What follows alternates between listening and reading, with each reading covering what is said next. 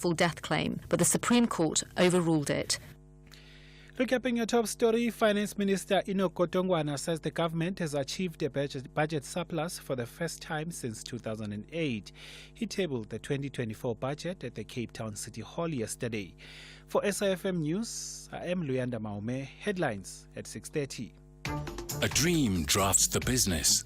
Passion takes it places because you are the business. Do business big with Telkom Business. Pieces of wood without a master carpenter are just that. You craft them into bespoke furniture because you are the business. Get unlimited LTE 10 megabits per second for 529 Rand per month from Telkom Business. The first 1,000 businesses to sign up to selected LTE and fiber deals will receive a free NSBC voucher worth 3,950 Rand. Add a Lalela inverter trolley from 295 Rand per month. Do business big. Call 10213 or click telkom.co.za. T's and C's apply. A very good morning to you. In your SFM Sports Headlines, soccer action saw Pretoria University dumping out Cape Town Spurs, and they're out of the Nedbank Cup. While in tennis action, the defending champion Coco Gauff pulling off a comeback win at the Dubai Open. All this and more just before 6:30. SAFM. Guiding you through the rush hour traffic. And a very good morning. Load shedding at stage 4 until further notice. More areas more often. Linwood and Menlyn. Pretoria East is offline for the drive to work. Also Dunkeld, Rosebank, Hyde Park in Joburg. Bryanston, parts of that busy commuting area offline. A great big chunk of central Joburg from Lunglata, Industria through Crown and Mayfair. Joburg CBD out the other side. Benrose and Denver down through City Deep. That whole area being load shed as well. Durban and Mshlanga will be offline. Mshlanga and Glen Ashley, so Mshlanga Rocks Drive will be under a bit of pressure. Just staying in KZN, reports of flooding. 2 lanes underwater this morning on the N3 Durban bound from Hilton down to Town Hill. Busy Thursday with truck traffic as well. That's going to be a bit of a mess if you're driving from Howick down into Pietermaritzburg on your way to Durban. And Cape Town, a crash on the N2 inbound just by Boonga Avenue in front of Langa. That is already pushing traffic back towards the airport. Your load shedding in Cape Town also going to be busy. Belleville, Parow, Goodwood, Plattekloof Panorama, Epping, Langa and Bonteheuwel. Those areas offline until 8 a.m. this morning. I'm Rob Byrne. SAFM Sunrise starts now. SAFM Sunrise. A vivid start to your day.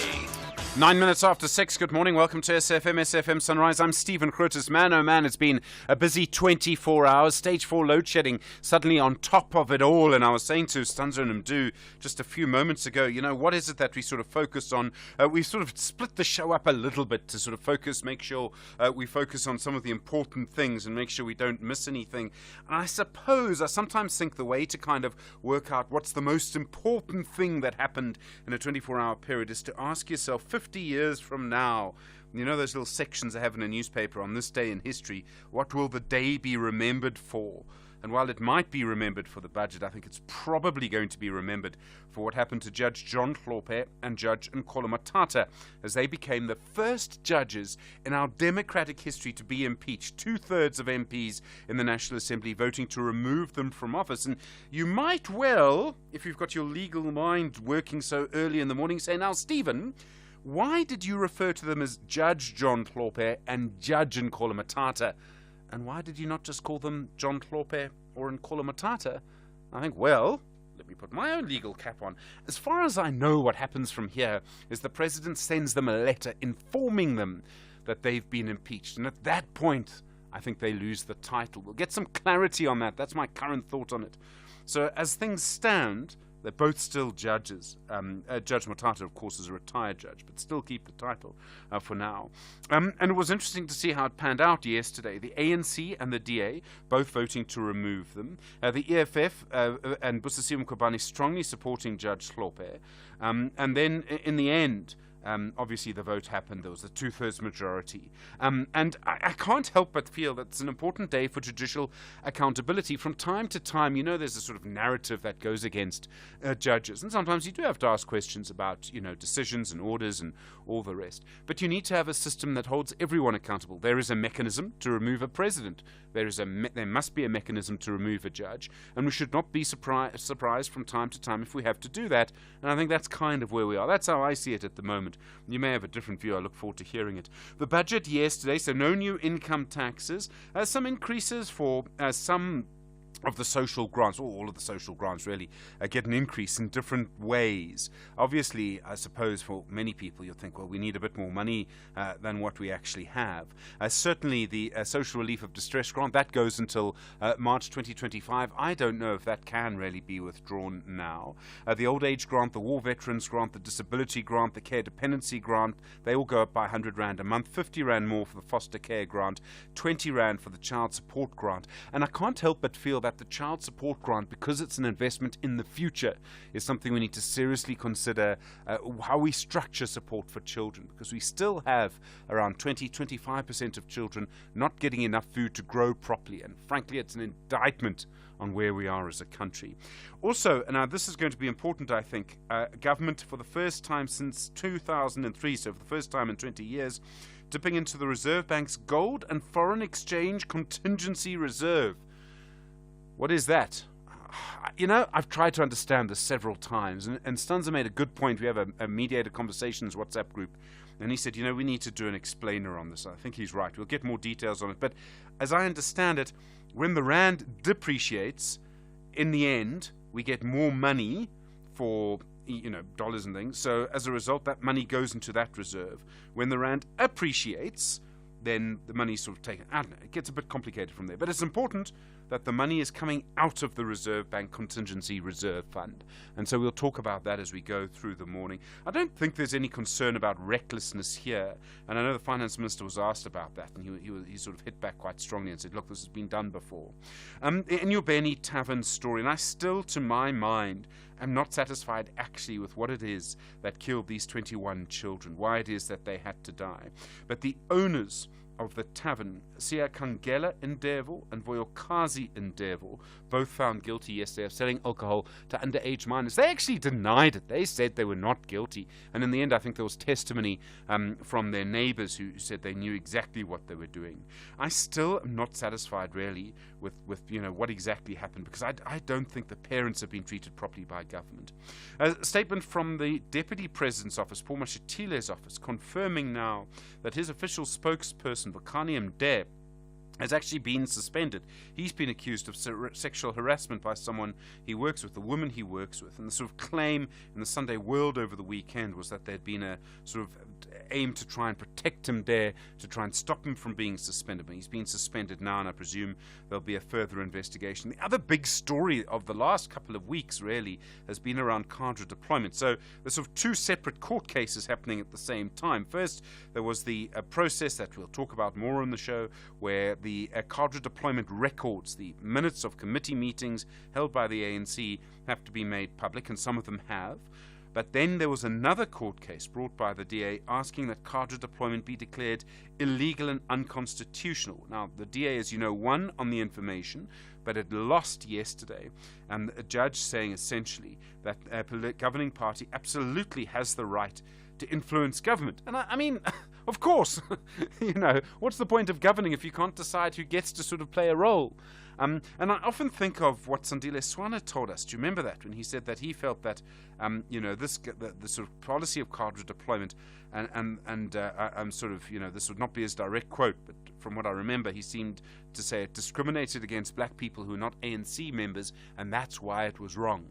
And he was very angry about it, a very strong, pointed critique of it. And what we have now are some of these records coming out, but a sort of ruling from the court that, in fact, cadre deployment can continue. And I suppose, in a way, it is the essence of governance, in a way. Lots to come. We'll talk about that. We'll hear from the Democratic Alliance on that. I know Eldrin spoke to the ANC yesterday. More on the budget to come as well. More, of course, on the Enyobeni Tavern. In fact, we'll speak to the father of one of the children who died. You know how to get in touch. 086 000 2032, SMS 41391, tweet us FM Radio, and at Stephen Grootes. Send your WhatsApp voice notes to 0614 104 107. Good morning, 16 minutes after 6. The Daily News Diary on SAFM. Leander, good morning. I felt I needed to take a breath after everything that happened yesterday. Absolutely, you did, Stephen. But I'll tell you this. Two observations from me. In South Africa, we like opening doors. Ne? In 2008, we opened the recall door. Yes. Yesterday we opened the impeachment door, Yes. and it never closes. That's true. Once it's been closes. done. Once Yes. it's opened, it never closes. So all the judges must know, they probably know that they are on notice. Well, I mean, I after think the point is that accountability matters. Absolutely, Stephen. But another observation, Stephen, is that, hey, there was some sadness in those benches, right? During the voting, I just felt like it was people who were told that, listen here, if you dare step out of the line, you shall know. But anyway, that was just one man's observation. No, I mean, I can understand that. I mean, Bongani Bongo was acquitted by Judge Hlophe. I mean, you shouldn't, you have to separate the issues. Absolutely. But still, he voted with the ANC line to remove Judge Hlophe. But the other thing is that we mustn't forget is the findings against Hlophe and Motata by the Judicial Conduct Committee. By his peers. Very, very important to make that distinction, Stephen. And Stephen, will be getting lots of reaction from various quarters regarding the Parliament voting to impeach those two judges last night. And also the ANC will be holding its special National Executive Committee meeting this morning to finalize the party's election manifesto and the slogan for its 2024 election campaign. The governing party will unveil it all at the weekend at Moses Mapida Stadium in Durban. This is on Saturday. Yeah, it's going to be a big day, actually. Absolutely. Busy time at Moses Mabhida. Definitely looking forward to that one. Judgment expected to be handed down in the bail application of 47-year-old Werner de Jager, accused of the murder of his wife, who was a minister at the NG Kerk in Amanzimtoti. So, another one of those stories. Yeah, right? Terrible story. Most definitely. And also the rape trial of the Bishop Bafana Zondo continues in the High Court in Pretoria, and the state has called Dr. Gerard Labuskaghni, an investigative foreign psychologist, to testify. Definitely looking forward to that one again, Stephen. He's a world expert in these things. Definitely. Another one, a sad one, Stephen, that is happening out in Pretoria. Grade 8 learners at Teresa Park High School in the north of Pretoria attend classes only twice a week. Why? While grade 9s attend 3 times due to capacity issues. Sure. Now, the school opened last year and currently operates on a rotational schedule, which has angered the parents. Now, here's a kicker, Stephen. The school currently is situated in the same yard as Amanda Heights School, resulting in chaos, essentially. So, it's a very, Wow. I hope Education Department comes in and to clarify this one. And finally, Stephen, swine fever remains a concern among small-scale pig farmers at Thembalethu in George in the Western Cape. Recently, an outbreak has led to farmers losing 47 of his pigs, a farmer essentially, and farms in the area being placed under quarantine. So, tough I hope times it doesn't spread. Anyway. That's what we have for you today, Steve. Layanda Maome, thank you. We'll be listening on the radio 19 minutes after 6. First in the morning, SAFM Sunrise with Stephen Grootes. Let's have a look at your weather around the country this morning. Tshwane, partly cloudy, isolated afternoon, thundershowers 20 and 32. Johannesburg, partly cloudy, isolated afternoon, thundershowers 19 and 30. Cape Vereeniging, partly cloudy, isolated afternoon thundershowers, 18 and 32. Bombela, cloudy. A chance of morning drizzle and fog patches, becoming partly cloudy. Scattered showers and thundershowers in the afternoon, 20 and 27. Polokwane, partly cloudy, scattered afternoon thundershowers, 19 and 30. Mahakeng, partly cloudy, isolated afternoon thundershowers, 21 and 35. Vryburg, partly cloudy, isolated afternoon thundershowers, 18 and 38. Mangung, partly cloudy, 18 and 37. Kimberley, partly cloudy, 21 and 39. Uppington, partly cloudy at first, otherwise fine, 21 and 39. Cape Town, fine, a moderate to fresh southeasterly, 16 and 24. George, cloudy at times, a light to moderate southerly, 14 and 23. Gqeberha, fine, cloudy in the evening, a moderate southwesterly, 16 and 24. East London, cloudy at times, a moderate southwesterly, 18 and 23. eThekwini, cloudy, scattered showers and rain, a moderate to fresh southerly, 22 and 28. Richards Bay, partly cloudy, isolated showers and thundershowers, a moderate to fresh easterly wind, 24 and 35. Then Pietermaritzburg, morning fog patches, otherwise cloudy, scattered showers and thundershowers, 17 and 28. Keeping up with your TV license balance inquiries is now simpler than ever. No more waiting in queues, no more phone calls. Just SMS your ID or TV license account number to 44210 and secure your legal viewing fast and simple. Standard SMS rates will be charged. Terms and conditions apply. TV licenses. Pay yours. Make a difference. After a narrow 1-0 victory on home soil, Modern Future want to do it again away from home. Meanwhile, Matsatansa Putori says their kindness ended in Cairo. This is the Confederation Cup. Catch the return leg group stage clash between SuperSport United FC and Modern Future FC this Sunday, 25 February at 3 p.m. Live on SABC Sport on DTT Channel 4. Also available on SABC Plus and SABCSport.com. Hashtag We Loved Here. Proudly brought to you by SABC Sport. For the love of the game. And we will buy 500 cars, and we will buy 500 more. Just to be the one who buys your car, will come to you and offer more. We buy cars, we buy cars. Da-da-dun-da-da-dun-da-da-dun-da-da-da-da. We buy cars, we buy cars. Da-da-dun-da-da-dun-da-da-dun-da-da-da-da. We Buy Cars, the easiest way to sell your car by far. Worldview Update, bringing you closer to international news. 22 minutes after 6, good morning.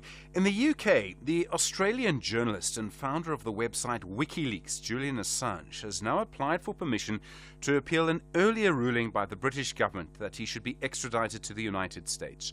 Assange is accused by the US of revealing their military and state secrets after a US military officer gave him a huge number of American documents. Assange published them on his website. Assange says if he goes to the US, he will not be treated fairly. In fact, I think his wife said this week if he went to the US, he would become another Navalny. Anton Harbour is a journalist and executive director at the Campaign for Free Expression. Anton, good morning, and thank you so much for your time this morning. Good morning. Thank you for the opportunity to talk about an important case. For the Americans, they say this is about holding someone accountable for revealing their military secrets.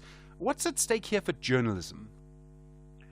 Well, he's being prosecuted under the Espionage Act for what is essentially an act of journalism, taking a bunch of secrets, admittedly they were top-level military secrets that had been leaked to him, and publishing them. That is seen as an act of journalism, and it should be protected because what he did expose, he did what journalists do, which is take secrets that people want to keep hidden and use them to hold to account governments like the American one, because what he published did expose serious wrongdoing in the U.S. military. It seems amazing to me that he was not in the US, I don't think, when he published these documents. He was out of their jurisdiction. And yet it seems the British are quite happy to give him up. What does that say about Britain's commitment to media freedom? Well, it's a very good question. The British are obviously close allies of the Americans, and he's been pursued for extradition in the British courts. But one must say that it's been contested in the British courts for a number of years now. So while the British government has authorized his extradition, the British courts have so far held back from sending him across, and yesterday's appearance was his final appeal against extradition. So it's still being tested in Britain. It is a test around the world for issues of media freedom, because there's a strong feeling that if he is prosecuted and jailed, as is likely if he goes to the US, then it will have a chilling effect on journalists exposing wrongdoing around the world. When WikiLeaks started, I mean, it seemed that we might be entering a whole new age of journalism, that the elites in society would no longer be able to know that their secrets would be protected. Is that what's happened? Or has something else happened in the years since then? Well, yes, WikiLeaks was considered a major breakthrough in enabling the leaking of secrets within government and breaking down government secrecy and state secrecy and military secrecy. But of course, the person who leaked to him has since been imprisoned in the U.S. and prison served a sentence and freed. So it failed in the end to give complete immunity, complete anonymity, as was intended, to the person who leaked it. But let me give you an illustration of how how much doubt there is about his prosecution. The Obama administration chose not to prosecute him for espionage. It was subsequently the Trump administration which brought charges of espionage against him and started the move to try and extradite him. There'll be people who say that you have a right to protect your own information, and I think we're going to see arguments around that, maybe even around cadre deployment right now with the Protection of Personal Information Act. Do you believe journalists do have a right to do that? I mean, does POPI perhaps provide some challenges for journalists? Well, one has a right to privacy, and companies have a right to secrecy of certain things. But journalists have a right, if there's a public interest because they're exposing wrongdoing, in a sense breaking that. It's considered an exception. So it's not an absolute exception that you can publish whatever you like. But if you can show it in the public interest and it exposes wrongdoing and it holds authority to account, then that's what journalists do and should do and must do. Anton Harbour, thank you. Journalist and Executive Director of the Campaign for Free Expression. Appreciate the time. 27 minutes after 6. This is SAFM Sport with Zai Khan.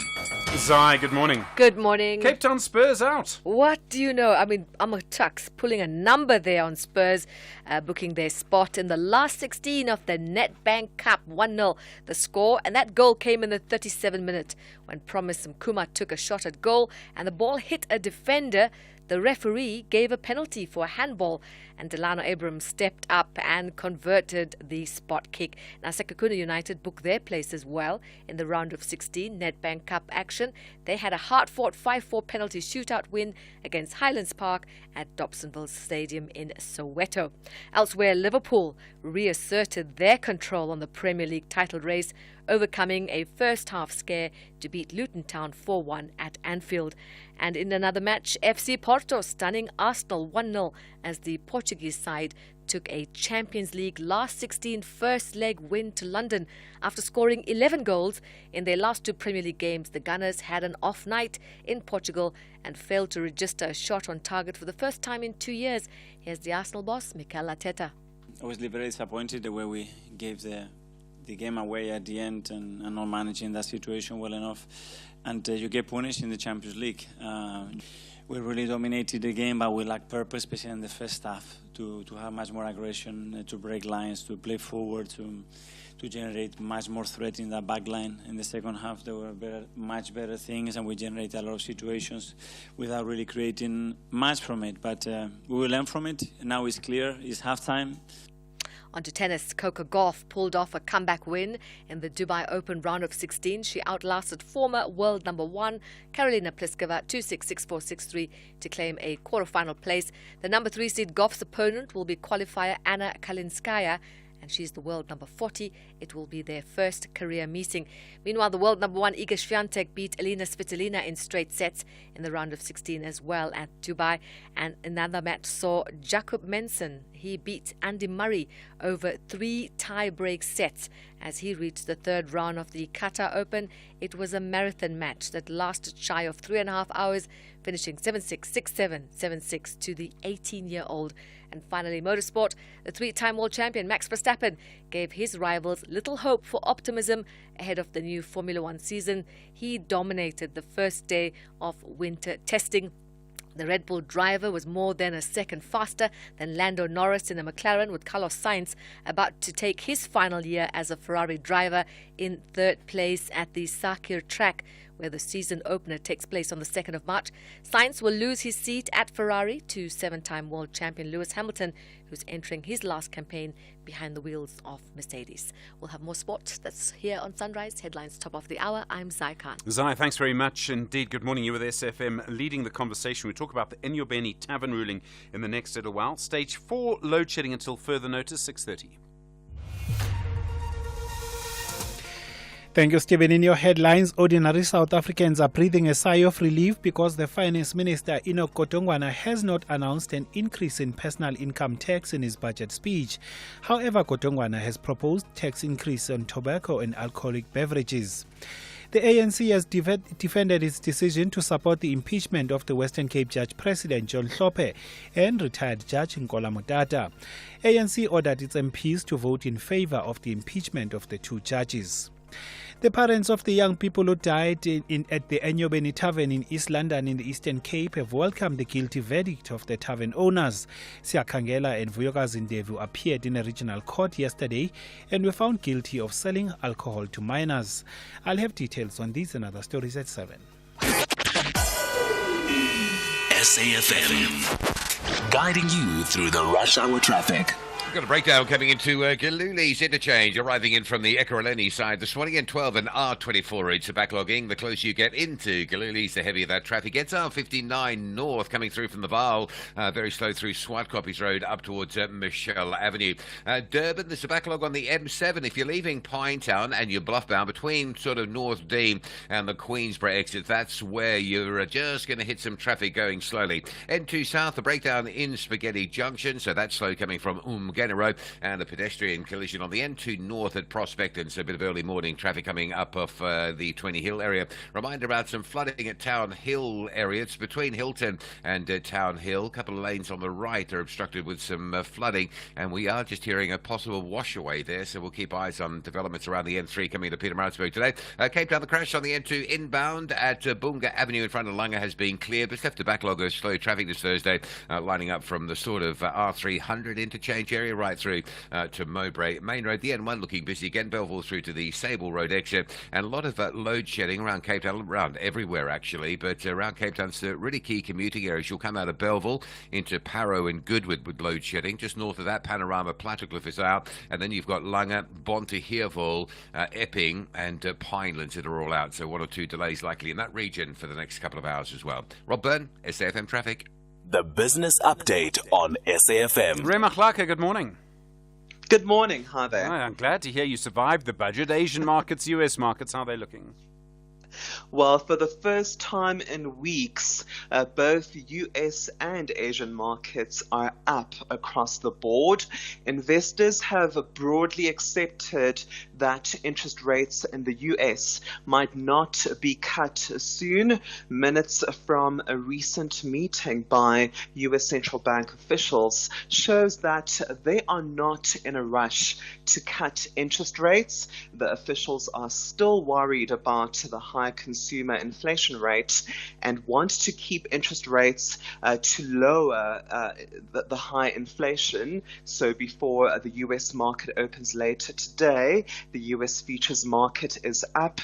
Nasdaq, Dow Jones and S&P futures are each up 0.9%. In Asian markets, China's Shanghai Composite is up 0.5%. Hong Kong's Hang Seng is up 0.2%, and Japan's Nikkei is also up 2%. And in the currency market, there is slight weakness in the dollar against the rand. The local currency is 18.94. And no new bailouts for state-owned enterprises. I thought that was interesting. Yeah, there are no new bailouts to Transnet and the Post Office in the 2024 budget. Finance Minister Enoch Godongwana is starting to make good on his promise to show tough love on these state-owned enterprises. 3 years ago, Godongwana promised that the era of state-owned enterprises constantly relying on taxpayer-funded bailouts was over. The Post Office needs 3.8 billion rand to fund its business rescue process, and the Transnet board wants 100 billion rand in financial support from the government to reform the company's rail and port operations. However, Godongwana was emphatic that Transnet and the Post Office have to show progress in reforming their operations and implementing turnaround plans. When this happens first, then the government would consider bailouts. And the tax revenue, 56 billion rand lower than the estimate last year. Yeah, the commodities boom that has boosted the government's tax revenue is over. The government enjoyed higher tax collections since the COVID pandemic because mining companies were highly profitable. The government's tax revenue is expected to be 1.7 trillion rand during the current fiscal year. This amount is 56 billion rand lower than what was projected in 2023. There has been no increases in personal income tax rates or the value-added tax. The government will generate more money by increasing taxes on alcohol, beverages and cigarettes. Ray Machlaka, thank you, Ray. Of course, back in an hour's time, more on the budget through the morning here. 24 minutes now to 7. Africa Update on SAFM Sunrise, a continental overview of current African affairs. Ross Advocate Sipho Mantula, good morning. Refreshing morning and Jumbo Africa to the listeners. The Prime Minister of the DRC resigns. What happened? Stephen, he has resigned based on their constitutional and their legislative arrangement that Jean-Michel Sama Lukonde has to resign. He has been in power as a Prime Minister since 2021. You'll understand, Stephen, both Article 78 and it's Article 78 actually, Stephen, that gives the President the power to appoint the Prime Minister. But when you look at their recent elections, it is that the Prime Minister is also the Member of Parliament. He has to take his seat as a National Deputy in the Parliament. Hence, there is this arrangement that is going on in the DRC. Others are saying he's resigning at a time where the Congolese army is facing this M23 rebels in the eastern part of DRC. But as we have said, Stephen, this is not a major shake-up per se, but I think it's a cabinet reshuffling that will be happening soon. Somalia, they've got an issue with Ethiopia at the moment. Now they're endorsing a defense deal with Turkey. Stephen, they are engaging with Turkey for a decade pact, a 10-year agreement with Turkey on issues of maritime defense and economy. Now, the parliament yesterday in Mogadishu endorsed this defense deal between Mogadishu and Turkey. And remember, Turkey being a member of NATO also, it has been training some of the Somalian security forces. So this has been endorsed, like I say, by the parliament, and also they've been part of the AU peacekeeping mission, been trained by Turkey. Now, the Somalian government, as you are aware, as you said, they are still in a conflict with Ethiopia over the Somaliland agreement that was signed early in January this year. So we are seeing the move of Somalia moving to Turkey now. And then in Zimbabwe, the government issuing a warning to the media about reporting on matters linked to military corruption. They're trying to stop the reporting. Stephen, they want to stop the reporting of what we call an alleged corruption of 80 million that involves some of the generals in Zimbabwe National Army. Now, the government media face and a voice yesterday, George Charamba, coming out very clear that what the media is peddling, Stephen, is what he says false news, fake news. They should refrain from reporting on the military issues. That is worrying, Stephen, when you consider that within the SADC, yesterday we were talking about Mozambique, now we are talking about Zimbabwe, in terms of the media freedom, in terms of reporting and holding the military accountable on this corruption allegation. It's around the housing scandal that was involving members of the military forces in Zimbabwe. And then in Windhoek in Namibia, 27 leaders from our continent, 18 sitting heads of state, they'll be at the big funeral today. Stephen, the funeral actually will be on Sunday, but starting from tomorrow, it's a public holiday.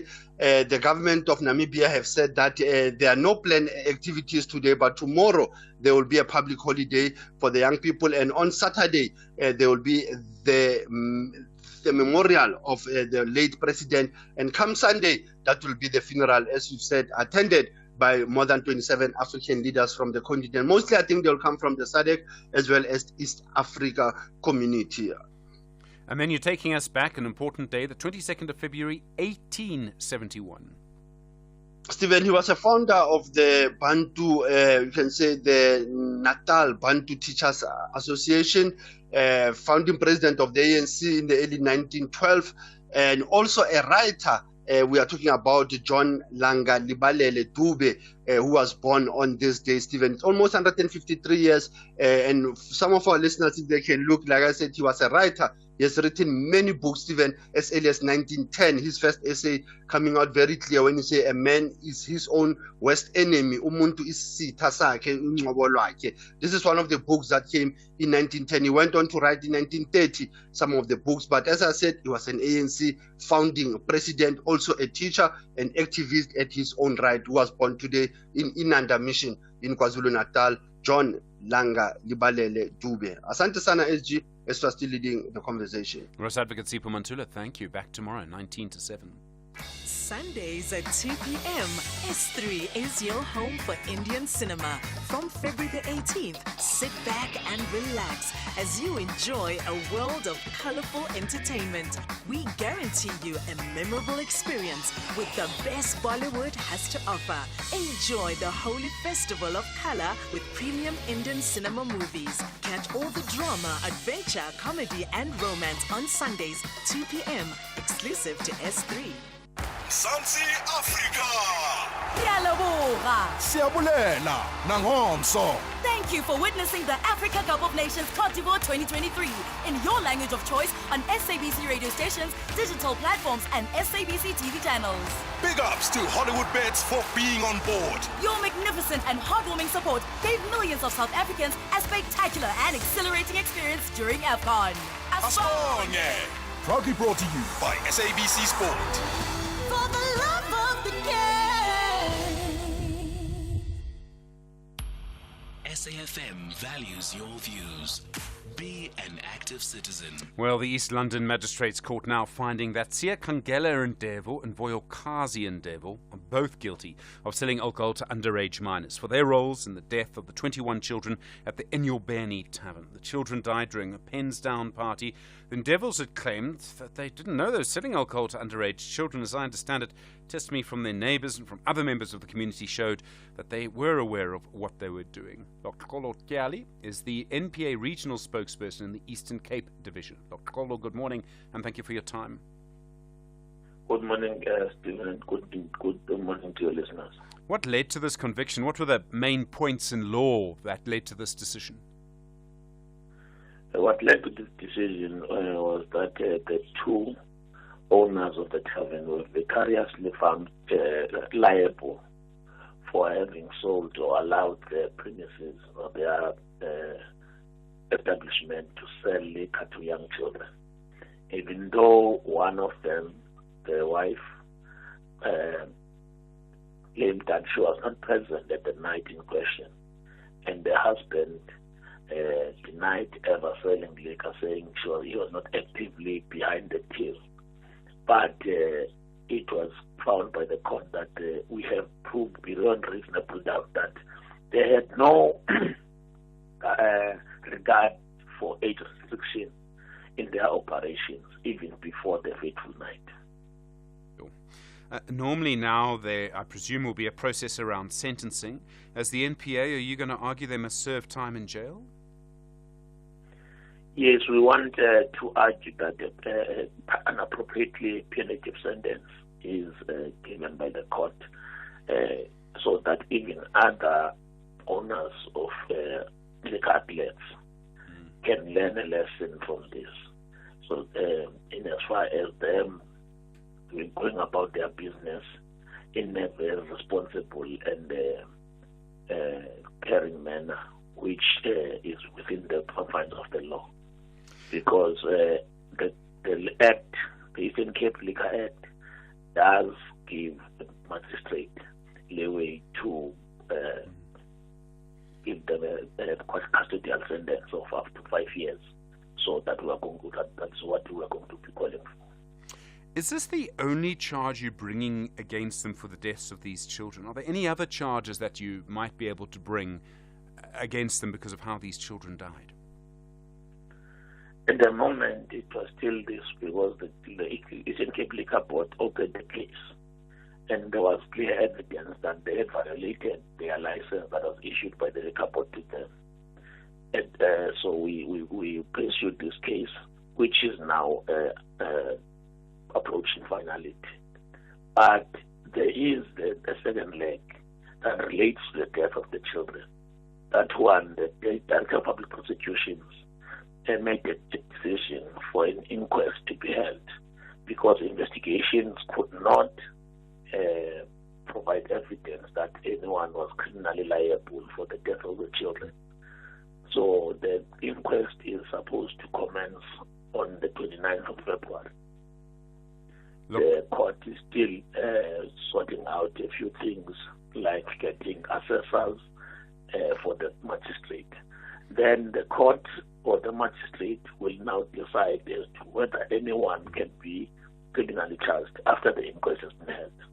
Dr. Kolo Tali, thank you. The NPA regional spokesperson for the Eastern Cape division here with SAFM. Well, there are still so many other questions around the Inyobeni Tavern tragedy. How could so many children die in one place? I mean, what really killed them? How did it happen so quickly? And I will never forget how at one point parents were cordoned to an office in the Eastern Cape Health Department.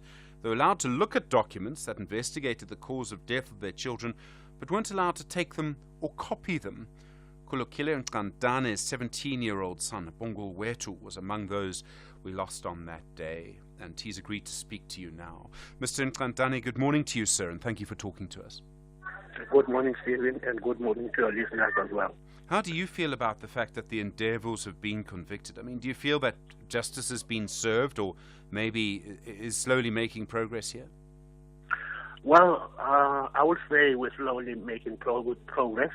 At the same time, we're quite happy what the prosecution has done to call those witnesses so that they can prove their case before the court. Do you think there are other charges that maybe they should face? As we heard from the NPA a moment ago, there'll be an inquest. But do you think there are other aspects of responsibility that they should be held liable for? Well, I think the inquest itself will dig deeper into that and find out, and so that they can be held liable for that. And because, that's what I've been saying all along. Yes, you might not be at the premises or you might not be selling these alcohol by yourself, but according to the law, as the owner of the establishment, you are quite you have to take responsibility for whatever happens in your establishment. With everything that's happened, I mean, there was these medical investigations into why the children died. I mean, do you believe you now understand what happened to Bongol Wetu? No, I don't really understand because I haven't seen the results, and we haven't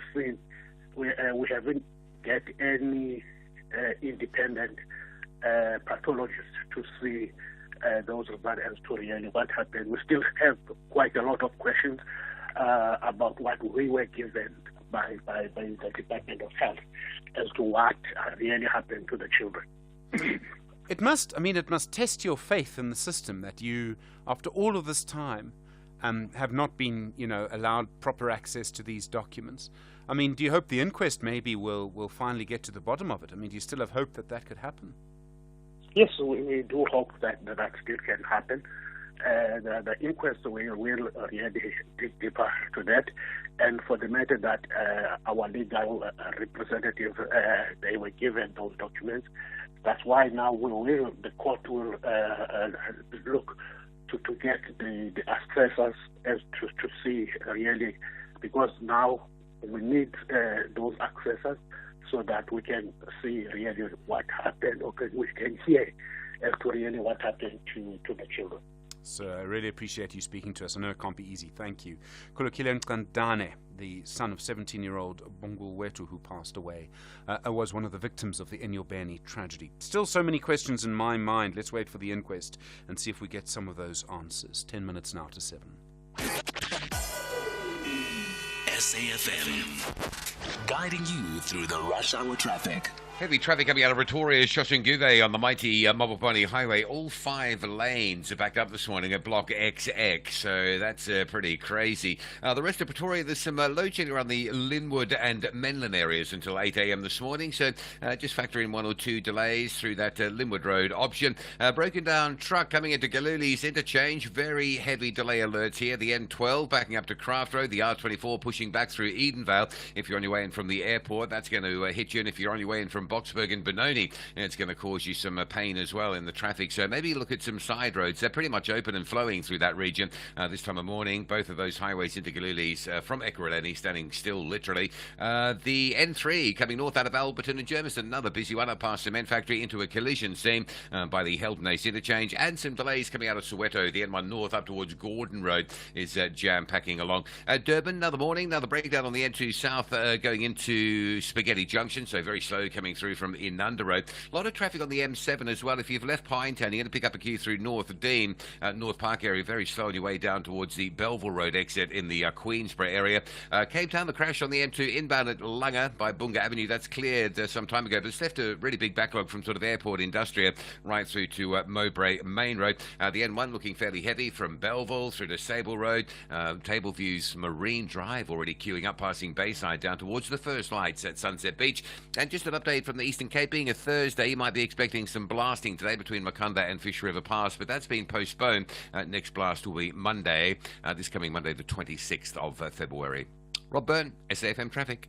The cost of living crisis is real. Here's what one Outsurance client did about it. I'm Amy. I'm 26 from Kenilworth. When I got my 2022 Ford EcoSport, the immediate thought was to phone Outsurance, and I pay only 819 Rand per month. No insurers were able to beat or match the premium that I'm currently paying. Want a car insurance premium that'll blow your mind? SMS out to 30754 now for a quote and to find out about included benefits like panic assistance that sends the nearest medical or armed response unit to you wherever you may be 24/7. Here's Yusuf. 45 years old from Tygerberg, Western Cape. I pay 700 Rand for my Polo 1.6 2021 model. If you haven't called Outsurance yet, definitely get in touch. Give it a go. SMS out to 30754 now. That's out to 30754. Outsurance is a licensed insurer and FSP. T's, C's, and limits apply. Premiums are risk profile dependent and reviewed annually. Client comments do not constitute financial advice. RSP Pekane are happy to be on the summit of Group D. They just want to maintain their unbeaten record. But Babina Nogo are not impressed with their 2-0 loss in Morocco. They are searching for a big revenge. This is the CAF Confederation Cup. Catch the return leg between Sekhukhune United and RSP Pekane this Sunday, 25 February at 9 p.m. Live on SABC Sport on DTT Channel 4. Also available on SABC Plus and SABCSport.com. Hashtag We Love It Here. Proudly brought to you by SABC Sport. For the love of the The SABC Plus app is here to keep you entertained wherever, whenever. You can now stream all your favorite radio and TV shows at the tap of a button. You can also catch up on the latest content at your own pace and convenience. All of this at absolutely no cost. Yes, you heard right. It's free. Simply download SABC Plus from the App Store of your choice or register on www.sabc-plus.com and start binging today. SABC Plus, still home. At SFM Radio and at Stephen Grootes on Twitter. 6 minutes to 7, you know the number, 086 000 2032. Well, the Finance Minister, Enoch Godongwana, announcing some increases for social grants in his budget yesterday. The Old Age Grant, the War Veterans Grant, the Disability Grant, the Care Dependency Grant, they all go up by 100 Rand a month. A 50 Rand increase for the Foster Care Grant, another 20 Rand for the Child Support Grant, and the Social Relief of Distress Grant, the 350 Rand grant, that continues now until at least March 2025, so until at least the next budget period. Frank Blackmore is the lead economist for KPMG in South Africa. Frank, good morning. Thanks for your time. Morning, Stephen. You know how difficult our fiscal position is. Is there enough money in government to pay these grants? Is this sustainable? That's a very important question and rather complex to answer. Given what a grant represents these days compared to what it originally represented and all the dependencies with the rest of the budget, It's a complex question, and I'm happy to go into that a little more with you. Okay, I mean, there's several things to it. One is you have to weigh up what happens if you don't pay it.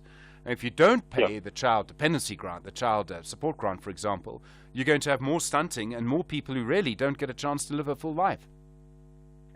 That's correct, but I think if we just look at the proportion of the revenue, it represents now around a fifth, 20% of the revenue collection that we can afford. That is about equal in size to the sort of debt service charge that we pay, but it's based on a number of provisos. What you don't want is either the number of beneficiaries increasing to the point where you're fiscally in trouble, or the tax base to continue shrinking. Obviously, you'll have fewer bases, you'll get into that fiscal trouble, or a combination of those two. So the idea, obviously, of a grant on this, at its inception was to take away that existential insecurity in people's lives. So you knew you would survive because you were getting grants, and that left you able to think of higher order type of needs in life, whether it be to look for a job or to look after, let's say, children or whatever it may be in the community. You could do that better because you knew you were surviving. The problem is the increases in the grant over time, they've morphed into a very different beast currently. At 350 rand, it's not easy to even survive, and therefore is the grant really what a grant should be? The argument is no, and there's support for this from a recently released report from the Professor Hausman from Harvard's Growth Lab, where he said a grant in South Africa has really become a payoff for economic exclusion, because obviously tax goes hand in hand with the development aspect, and what we've been doing is giving people a grant but not developing the economy, not developing economic inclusion, not growing the opportunities, and therefore it is this complex matter. So on a money basis we can still afford the grants, but can we afford this well into the future without changing the concept of the grant? No, we can't. We need to develop this economy, pull people into the job market, give them their independence, and free them from this, I suppose, being captured by a grant. The 350 Rand grant, so brought in during the pandemic, it's now going to go until March 2025. It's been extended. I think this is the third extension. I can't see now how government could withdraw that grant. I think there'll be a huge outcry. And it really matters to people. I mean, we get so many messages and voice notes every day from people who say, I can't get my grant, please help. So people are prepared to queue for it. They're prepared to do all sorts of things to get it. It really matters to them. And this grant, I mean, is it just going to have to become permanent? I think it would be. I think the thinking in this aspect is towards a basic income type grant, where all the other grant types, as you correctly mentioned, are for child support or for elderly or for disability. The SDR grant is really just an employment substitute while you're looking for work, while you're trying to develop yourself. There needs to also be an incentive for the SDR grant that to still go out and look for work, but that's obviously, as I mentioned, premised on the fact that there is work out there. So it can't be, I suppose, to the same quantum as some of these other grants, which are sort of conditional for specific purposes. So just to understand what the numbers you gave us earlier, we're spending 20% of the money that we get on paying interest and another 20% of the money that we get on social grants. So before anything happens, we've spent 40% on social grants and paying back debt. That's correct. And if you add to that close to 30% for the public sector wage bill, that gives you sort of less than 30, well, let's call it around a third of the budget left for service delivery, for capital expenditure, and all those aspects that would lead to the actual betterment of society. And I think therein lies the problem. I think the wage bill is probably too large. We've borrowed too much, and so we're losing a lot of revenue through paying down debt. And those two things, which the Minister correctly emphasized last night as requiring stability or reduction to a more sustainable level, will allow us that fiscal space to continue spending on the things that are important, of which grants are one of those aspects. Frank Blackmore, thank you, lead economist at KPMG. I do appreciate the time in South Africa.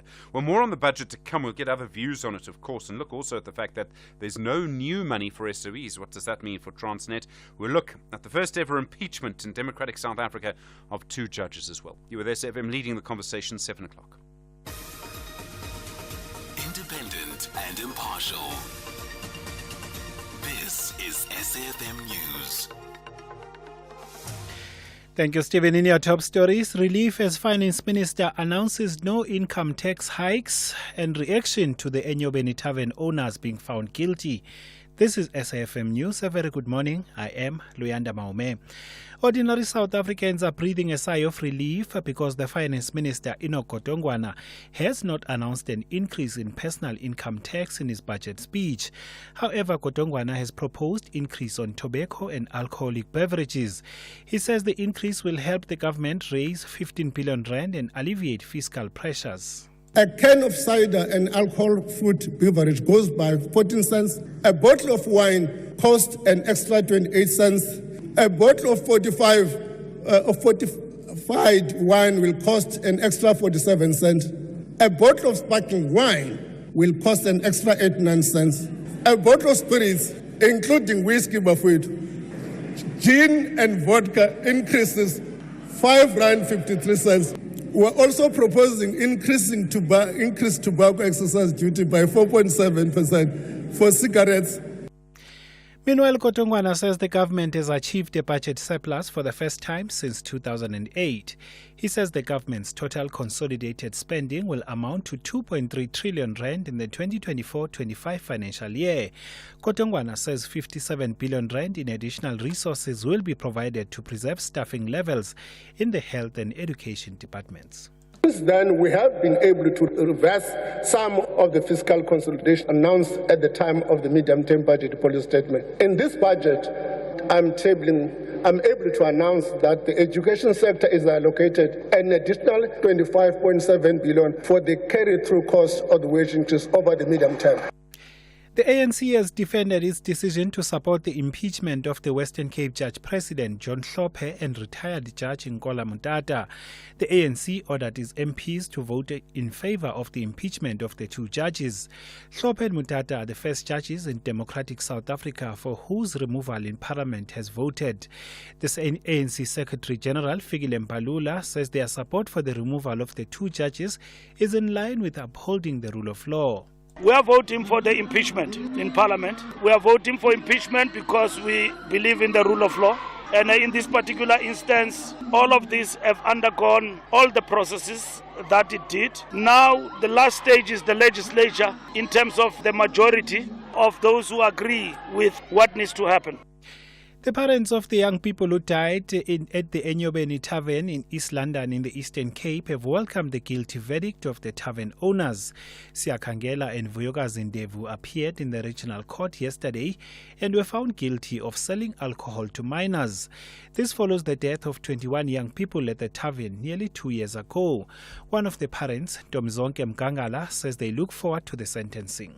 We're looking forward into the sentencing, hoping that they will get a sentencing that they deserve. We wish that they could be jailed so that they could learn the lesson, giving the lesson to all other tavern owners outside there, not to sell alcohol to the underage, and it also paving a way to the inquest. Water and Sanitation Minister Senzo Mchunu and officials from the eThekwini Metro in KwaZulu-Natal are today expected to meet residents of KwaXimba in the north of Durban. This follows days of protest in the area over water challenges. Kalesa Kempenza reports. Minister Mkhunu is back in eThekwini a week later to deal with another frustrated community fed up with the lack of access to water. Last week, Mkhunu visited the Verolem and Fini. Now, KwaXimba residents say they will not retreat until their demands are met. Earlier this week, municipal officials told the SAPC that the growing population in KwaXimba requires new infrastructure to meet the increased water demand. I'm Kalesa Kampensa in Durban. And finally, the Interior Ministry in Libya says the armed groups that have been controlling the capital Tripoli for more than a decade have agreed to leave the city. The minister said the capital would be policed by regular forces. The BBC's Lipika Pelham reports. Libya has been battered by various armed forces which emerged from the militias that filled a security vacuum created by the 2011 overthrow of Muammar Gaddafi. These groups have been most visible at major intersections and roundabouts, where their masked members control checkpoints, blocking traffic with armoured vehicles. After being granted special status in 2021, rival groups fought violent street battles. The fighting between two groups in August left 55 people dead. The Interior Minister said from now on there would be no more armed groups on Tripoli's public roads. Recapping your top story, ordinary South Africans are breathing a sigh of relief because Finance Minister Inokho Tongwana has not announced an increase in personal income tax in this budget speech. For SAFM News, I am Luyanda Maume. Headlines at 7:30.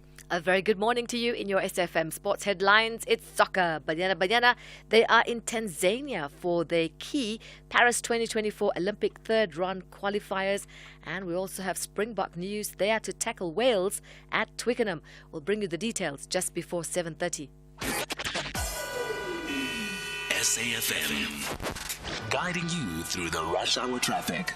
Heavy traffic on the eastern side of Joburg this morning. A crash and a breakdown on the N3 North at Heldenay. So you got a bit of a double whack there. It means a heavy backlog coming out of Germiston and Albert in the N3 and the N12 routes. Heavy through Elands and up towards the M2 highway exit. Staying east, there's a breakdown at Galulis. The big one that was blocking multiple lanes is being cleared. But there is another broken down vehicle in that approach to Galulis. So N12 and R24 routes in from the east remain heavily jammed up. Pretoria's Mobile Party Highway still very slow at Block XX. If you're coming out of Shoshenguve, might want to consider the M35. The Soatpan Road is the alternative. Durban, the N2 South, two breakdowns this morning going into Spaghetti Junction, so that's a heavy queue as you line up back towards the Inanda Road exit. Cape Town, a crash in Mfuleni, the busy Old 4 Road at Spine Road. Emergency services on the situation there. And Marine Drive, always worth checking in on this morning. Fairly standard sort of queues, backlogging through Bayside Mall down towards the first lights at Sunset Beach, also causing a delay on Otto Duplessis and Bloberg Road, trying to get into that traffic on that section of Marine Drive. Rob Byrne, SAFM Traffic. SAFM Sunrise. A vivid start to your day. 8 minutes after 7. Good morning. All right, more to come, of course, on the budget. We'll look at what was announced yesterday. Welcome to SFM, by the way. I'm Stephen Grootes. We'll talk, of course, about what's happening with state-owned entities as well. No new money for Transnet. Very concerned about that in a way because we know of the problems that they have. But maybe this is the kind of tough love that parastatals need, and the Minister, Inokho Tongwana, the Finance Minister, has said many times that he will not give them any more money. Then a focus, of course, on the historic event in Parliament yesterday.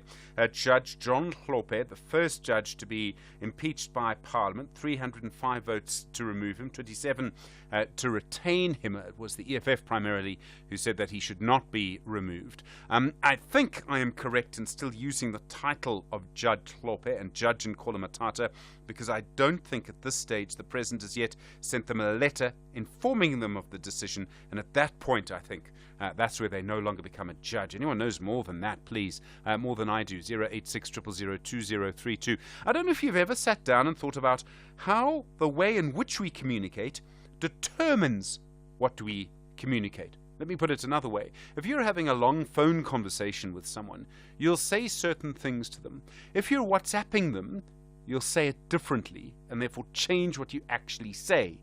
Well, we'll have a conversation around that from 8:30. And particularly as technology has changed, has what we say and how we communicate, what we communicate, changed. You're with SFM 9 after 7. The Free State Provincial Government, under the leadership of Premier Mxolisi Dukwana, will host the much-anticipated Free State Investment Conference. The conference seeks to promote the province as an investment destination through showcasing strategic investment projects. Do join us on the 27th of February 2024 at the University of the Free State's main campus in Bloemfontein. The Free State Provincial Government, harnessing partnerships, stimulating growth and development through investment. After a narrow 1-0 victory on home soil, Modern Future want to do it again away from home. Meanwhile, Matatansa Putori says their kindness ended in Cairo. This is the Confederation Cup. Catch the return leg group stage clash between SuperSport United FC and Modern Future FC. This Sunday, 25 February at 3 p.m. Live on SABC Sport on TTT Channel 4. Also available on SABC Plus and SABCSport.com. Hashtag We Love it Here. Proudly brought to you by SABC Sport. For the love of the game. First in the morning, SAFM Sunrise with Stephen Grootes. 10 after 7, good morning. Well, the Finance Minister Enoch Godongwana yesterday announcing no new income taxes, no increases to the fuel levy. Some taxes, of course, go up by over 7%, but also announcing for the first time in 20 years, government will take some money, 150 billion rand, from the Reserve Bank's Gold and Foreign Exchange Contingency Reserve account. That money coming out over a period of 3 years. As I understand it, it will be used to pay back some of government's debt. Meanwhile, of course, really, the same fundamental problem remains what it has been for such a long time. The economy is not growing quickly enough to generate more tax revenue. And Ndumiso Hadebe is a chief economist at KH Research Equity Partners. Ndumiso, good morning. A very good morning to you, Stephen, and a very good morning to your listeners as well. Firstly, the decision to take some money from the Reserve Bank's contingency account, and it's quite a sort of strange account. I think it might be almost unique. Is there anything wrong in doing this? I don't necessarily think, whether it be in legal terms, there's anything wrong per se, but I think it does indicate to what you've already highlighted as to the constrained growth environment that the South African economy continues to find itself. And so whilst this might be a medium-term solution to address the escalating debt levels in our public finances, it still doesn't necessarily resolve the growth conundrum that we still need to resolve for, which I do think, in fairness, Stephen, in the budget, there were indications of some key growth-enhancing reforms that were highlighted by the minister yesterday, such as the option to open the market with respect to the amendments related to the public-private partnership framework, which I think is important to unlock the much-needed private capital to be able to support growth endeavors for the government over the medium to long term. Okay, I mean, I suppose in a way, just to stick to this account for another second, the issue is the principle. If we do it now because we don't have enough money, in 3 years' time we might not have enough money, so we take more money, and in the end there's no money left. I mean, is that an issue? It certainly is, especially if the growth conundrum is not being resolved. It has taken some time to ensure that the balance of that account is at the over 500 billion rands, just over 15 years to get it to that number. And so that is also indicative that it would require, should there be a depletion, for instance, of that contingency reserve account, the amount of time it would take to sort of recapitalize it over the next 15 years. So on the one side, it certainly highlights the very severe growth constraint, which also has a tax revenue constraint as well for the collection of revenue. I mean, the tax revenue constraint's a real issue. I mean, it really shows you how our economy seems to be slowing. And even though our economy technically grows a little bit, our population is growing much faster than the economy is. So really, we are going backwards. It certainly indicates that, especially you've quite correctly mentioned the question of population growth exceeding GDP growth in this context. Then you have the question of new entrants in the labor market, which also grows at more or less the same rate, and yet we are not able to ensure that same labor entrant growth rate is actually absorbed in the absorption rate when it comes to employment numbers that we've seen come out earlier in the week. And so that continues to create a very limited tax base for the South African economy, and yet we have more and more young people who are of working age who are joining that particular segment of the economy. But it has been declining since 2009, so the trend has been on a downward trend, which is also reflective of our fiscal policy allocations. When you look at about 60% of allocations when it comes to our public finances being part of the broader social wage, it then raises the questions: what are some of the key areas to be able to unlock further investment for growth enhancing opportunities and reforms? Is there any reason to think next year will be any easier for the finance minister? Sure, certainly not in the short term, Stephen. Not in the short term, primarily because of I think unlocking the growth question will indeed take some time. But when looking at the positive spin to this question.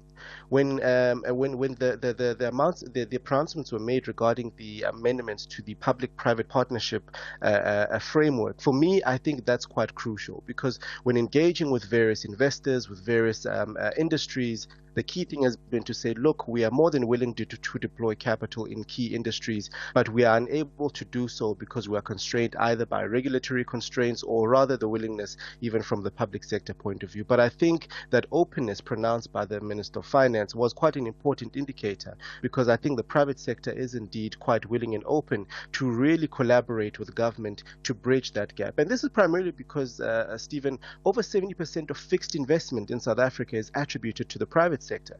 And we do know that there's still additional capital to be able to deploy from a financing instruments point of view to invest in key infrastructure projects, be it energy, water, public healthcare, safety and security, because an emerging market like South Africa is not shielded from the vulnerabilities that are associated with higher debt levels. The IMF outlook actually suggested that itself.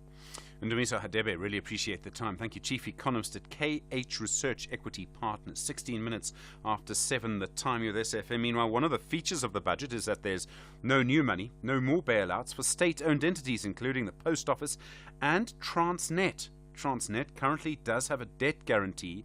I think it's 47 billion rand. But as you know, it has to fix the problems on the railways and the ports. Needs a new CEO as well. Professor Jan Havenga is a transport economist at the University of Stellenbosch, an expert on these problems. Professor Havenga, good morning. Thank you for your time. So, no new money for Transnet. Does it have enough money to fix its problems at the moment? The short answer is no. and yeah, that's a sad situation where we are at the moment. Somebody once gave me the image of this car with drivers that don't know what they're doing, that's driving down towards a cliff. And at the very last moment, the government allows us to put new drivers in that really is competent, and they just pull up the handbrake, and this car screeched to a halt over the cliff. This is how close we got to a logistics blackout in South Africa. We got very, very close to complete failure. I think we were heading towards 139 million tons. We'll probably get to 150 million tons in terms of rail transport now. So they've done good work. A lot of people have done incredibly good work. The president, by putting the National Logistics Crisis Committee in place, the Minister of Public Enterprises, by getting a new board in place, by eventually replacing the management that was there and the acting management we have now, that's quite good. And as you say, a permanent management should come.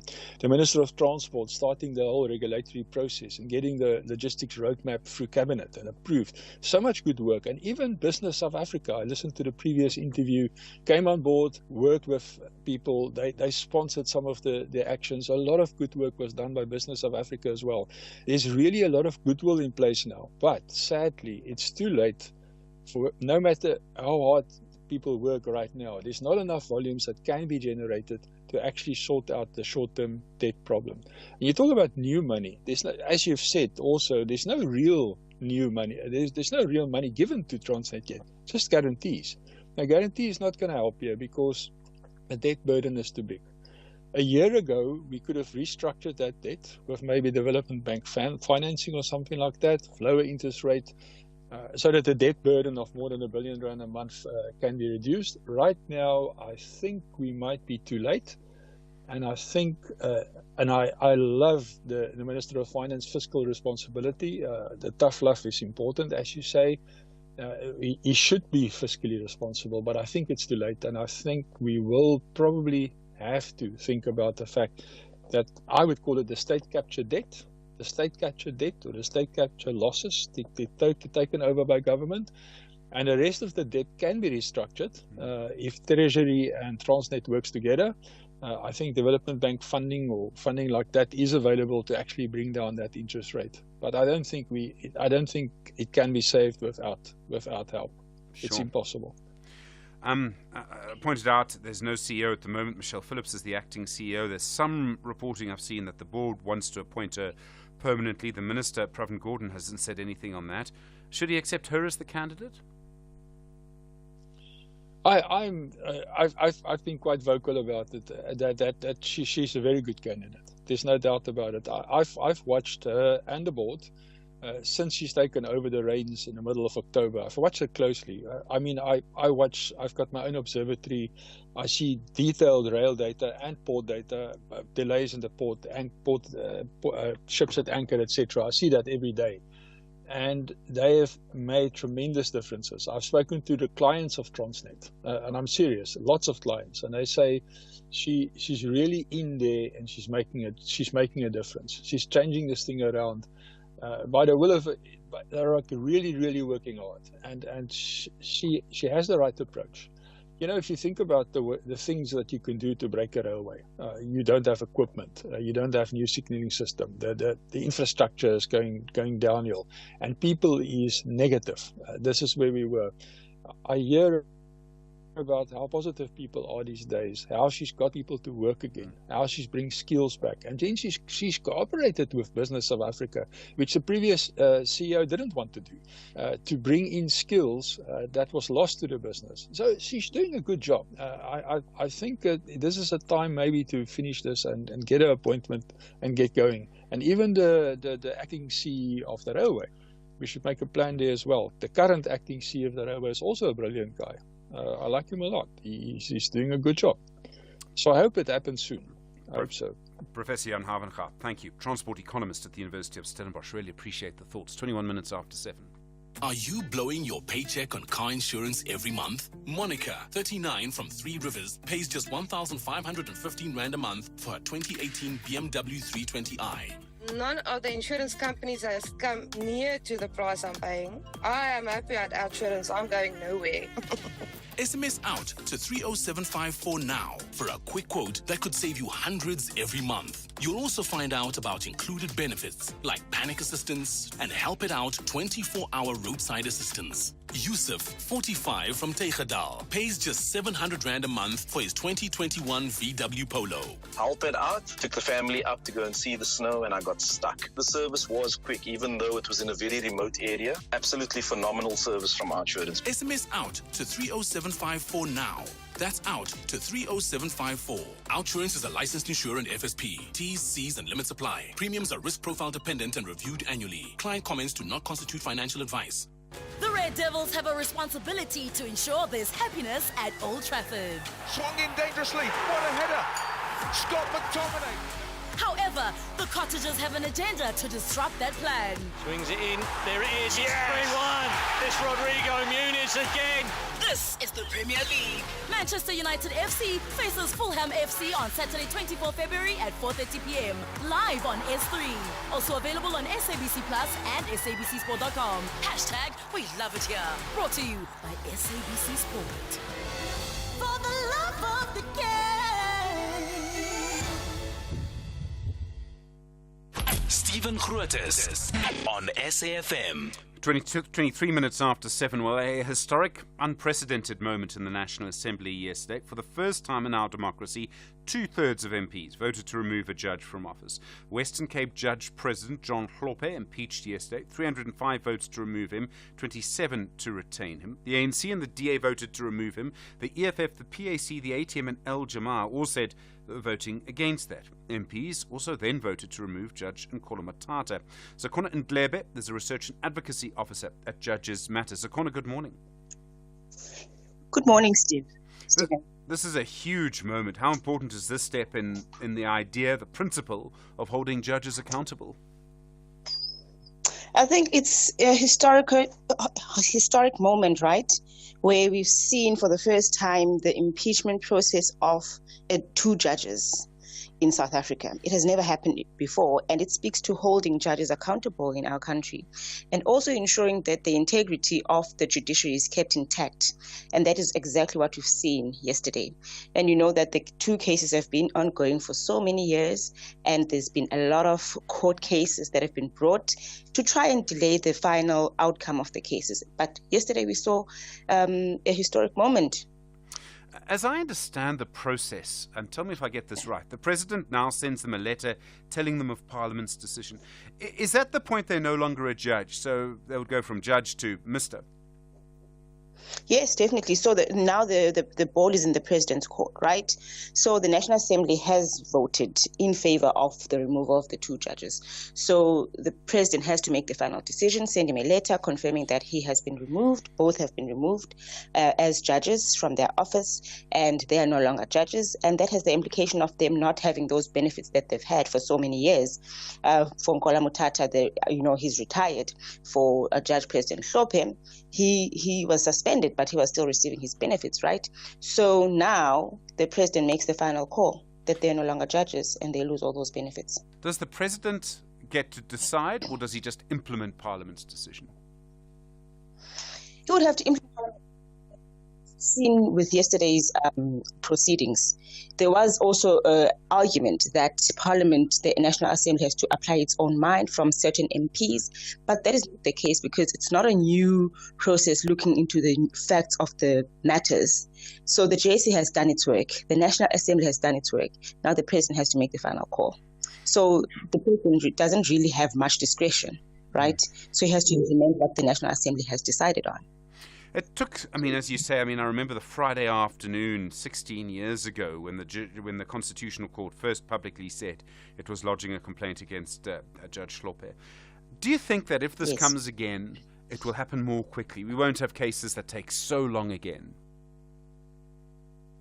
I think it should happen more quicker if something like this happens again, because now we've seen how the process plays out. The Constitution does set out how the process should play out, but we've never seen it in happening before, right? In practice before, but now we've seen it with 2 judges. So it should not take so long. But also, I think it also depends on the person whom a complaint will be against. If it's a person who will fight tooth and nail to ensure that the process is delayed, then it might take so long. But we've seen that there's so many changes even within the JSC processes. They're working faster. They are trying to do their work properly.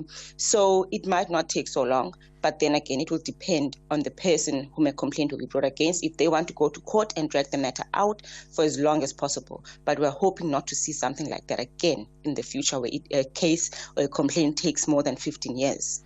Zakona Ndlebe, thank you, Research and Advocacy Officer at Judges Matter. 27 minutes after 7. This is SAFM Sport with Zai Khan. Zai, good morning. Banyana in Tanzania. Here we go, Steve-O. Yes, they've got a crunch third round Olympic qualifier against the East African country playing tomorrow. With all eyes set on the Paris Olympic Games later this year, there will still be a lot at stake, and the away leg against Tanzania will be crucial to amplify the South African senior women's team's confidence ahead of the return leg at home. Mexican-based Jermaine Seposenwe looks ahead. If we want to stay at the top of Africa, we have to continuously qualify for major tournaments so that we are tested, every year. But it's also important for us to get back there. We haven't been there in a while.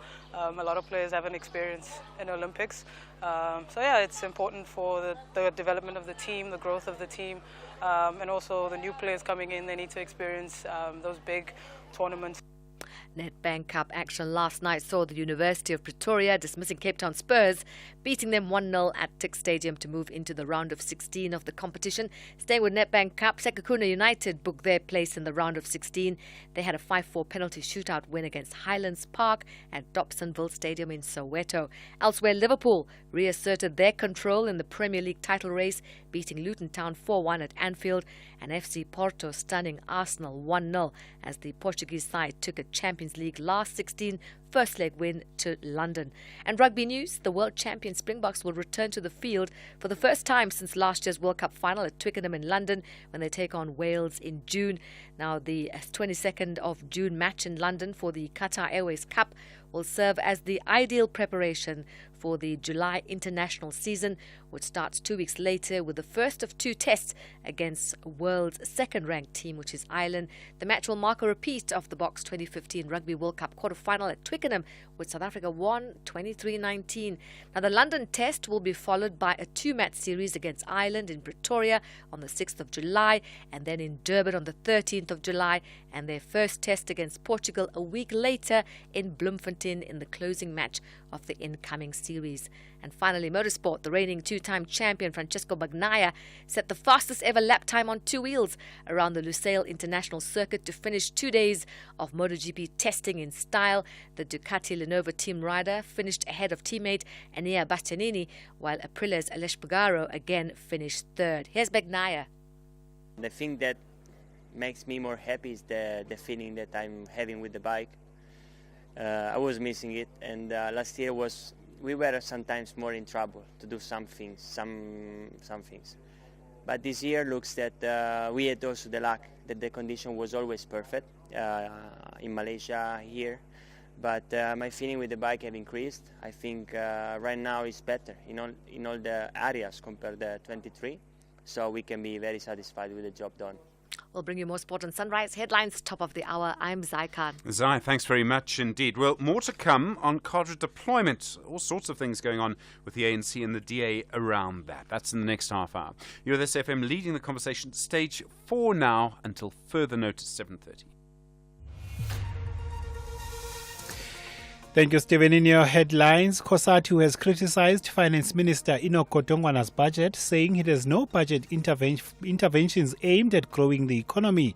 Kotongwana delivered a budget that painted a picture of fiscal constraint and debt escalation. The ANC has defended its decision to support the impeachment of Western Cape Judge President John Hlophe and the retired Judge Nkola Motata. The ANC ordered its MPs to vote in favor of the impeachment of the two judges. And the Interior Ministry in Libya says the armed groups that have been controlling the capital Tripoli for more than a decade have agreed to leave the city. The minister said the capital would be policed by regular forces. I'll have details on these and other stories at 8. SAFM, guiding you through the rush hour traffic. Just a heads up, if you're driving to Sandton from Bryanston or Randburg this morning, you're going to be asked to queue and queue very, very heavily. Extreme delays here. A little bit of an operation going on both Winnie Mandela and on Sandton Drive. And there's some crazy busy traffic. Winnie Mandela back through to Bryanston High School, Peter Place out of Bryanston, Republic Road out of Randburg. Both of those routes really heavy across to that traffic on Winnie Mandela. Sandton Drive going in and out of Sandton just off Winnie Mandela is heavy. A lot of traffic avoiding it, taking Ballyclare. So that's on a heavy trip as you go around the back of Sandton trying to find alternative routes. But if you're coming in on that run-in from Four Ways, from Bryanston, from Randburg, up from Hyde Park, in towards the Stanton Drive territory, make sure you've got plenty of time to get through that. Don't leave it too late. Otherwise, just look at alternative routes, but they will be busy as well. Other issues, a crash on the M1 North near Gordon Road. Very heavy coming out of Soweto today. Breakdown still with us at Galuli's N12 and R24 routes in from the east. A pretty solid N12 back to Craft Road already. And a crash at Heldenays, which means the N12 and N3 routes coming through Elands Interchange stay really busy. Now, if you're leaving Pretoria, big backlog of traffic on the N1 from Montana all the way down through to a crash just before the N4 Emelachveni split. No traffic lights on Graham Road out at Silver Lake, so there's some heavy backlog going on. That's the extension of Linwood Road. Durban, breakdowns on the N2 South near Spaghetti Junction in the roadworks, so queues from Inanda Road. Roadworks on Bel Air Road at Chief Albert Luthuli Hospital. That's quite slow both ways, and it's having an impact on the M7 coming off the N2 down towards that Bel Air Road. You sort of pick up the congestion from that far back.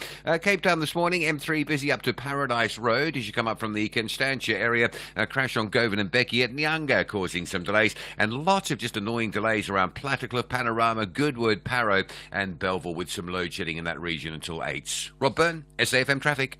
The business update on SAFM. Ray Machlaka, morning again. Asian markets, US markets, how are they looking? Well, both markets are up across the board. Investors have broadly accepted that interest rates in the US might not be cut soon. Minutes from a recent meeting by US central bank officials shows that they are not in a rush to cut interest rates. The officials are still worried about the high consumer inflation rate and want to keep interest rates high much lower inflation before the US market opens later today. The US futures market is up.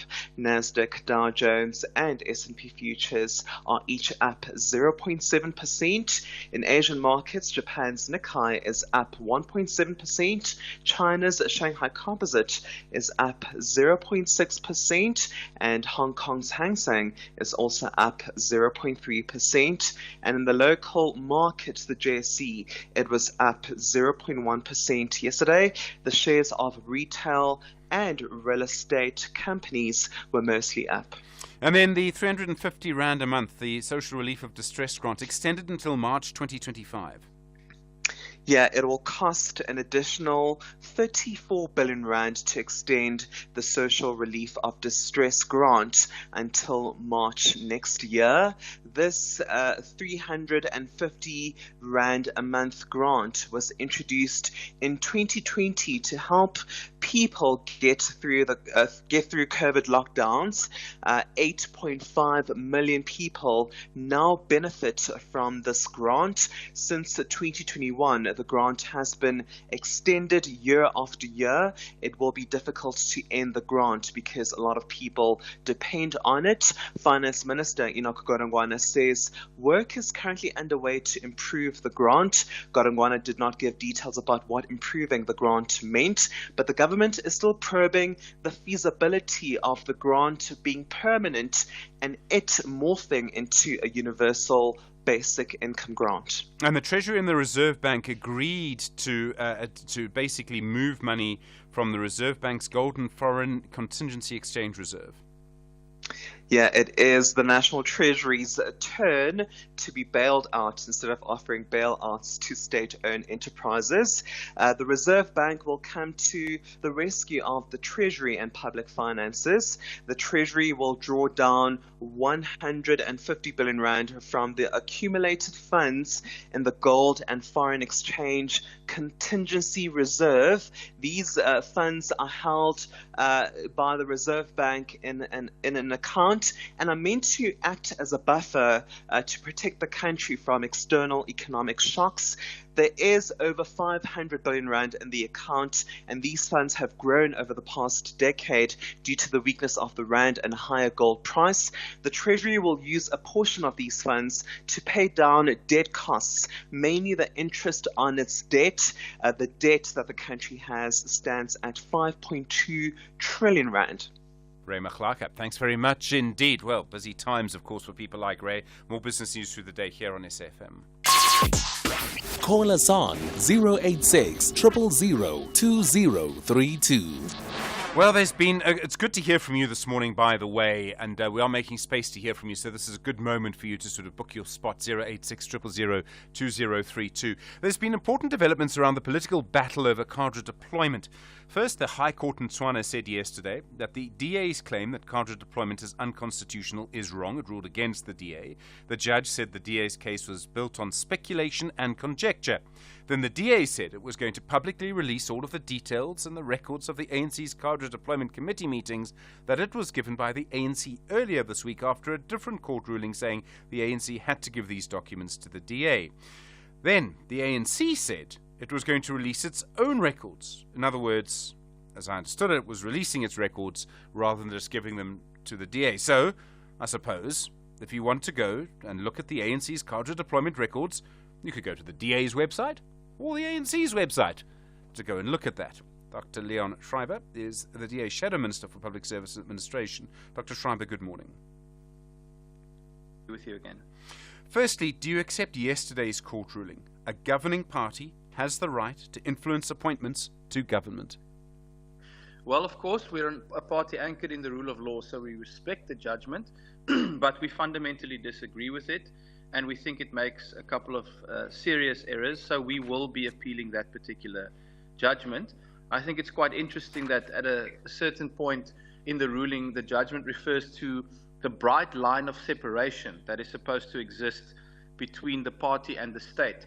And that is, of course, exactly what we have brought before the court, the issue that cadre deployment actually erases that line.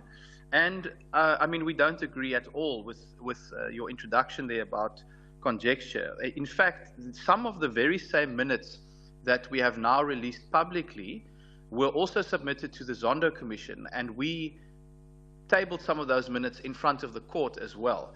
And so there's clearly very hard direct evidence from the ANC about how its members are disciplined if they don't follow the prescripts of the Deployment Committee, how the Deployment Committee looks for ANC membership and loyalty, and even blocks appointments in instances where it disagrees. So we will follow, of course, and respect the process, but we will definitely be appealing this ruling. So do you disagree with the principle, then, that a governing party should be able to influence appointments? Well, the point is that the Constitution disagrees. That's Section 1973 of the Constitution says that no one may be favoured or disfavoured just because they support or don't support a particular political party or cause in the public administration. And if you look at Section 195 of the Constitution as well, there's a long list of values like transparency, for example, that must be upheld in the public administration. And obviously we've seen in recent days that the ANC was desperate to not have transparency around the issue of cadre deployment and how it intervenes in these appointments. I've said from the start, of course, that when it comes to political office bearers or also political appointees like your chief of staff or spokesperson or an advisor whose term in office is linked to a particular politician, that is not the issue with cadre deployment. The issue is when it extends that into the administration, into the civil service, state-owned enterprises, and we see this really in vivid detail in the records that we have now released. Okay, I'm going to come to the records in just a moment. A lot of issues here, and we just need to be very clear on what we're talking about. You quote the Constitution, but a judge would also, and I presume, have a better understanding of the Constitution. I don't mean to be rude, but I'm presuming would have, a judicial understanding of the Constitution. And the judge says this is what a political, in fact it was a full bench, this is what a political party can do. They can influence appointments. And if you don't influence appointments as a governing party, what's the point of being in government? Well, of course, the bottom line when it comes to the Constitution is the Constitutional Court. And we will obviously have to look at whether we go to the appeals court first. But I'm pretty sure as we speak that this case should actually end up in front of the Constitutional Court because of the seriousness of the constitutional issues that it raises. I mean, I could rehash our entire argument to you, Stephen, about the right to equality, for example, in the Bill of Rights, that is undermined when you have things like a cadre deployment database, which we've now also uncovered, that essentially gives an inside track to certain people who are favored within the party. I've mentioned things like transparency and also, the impact on service delivery that we saw in judgments, previous judgments, like the Glenister judgment, for example. So we're not going to get into a back and forth with the court. We respect that this is a court that has made a ruling, but we are going to appeal. And keep in mind, of course, that we went through three different court cases in the matter of the minutes as well. So there's nothing untoward or strange about that, but we think another court would come to a very different conclusion. Okay, well, let's see. All right, the documents now, the ANC documents, they're on your website. I understand they're on the ANC website as well. What exactly are these documents? I know there's a large volume of them. You'd have to go through them. What exactly are they?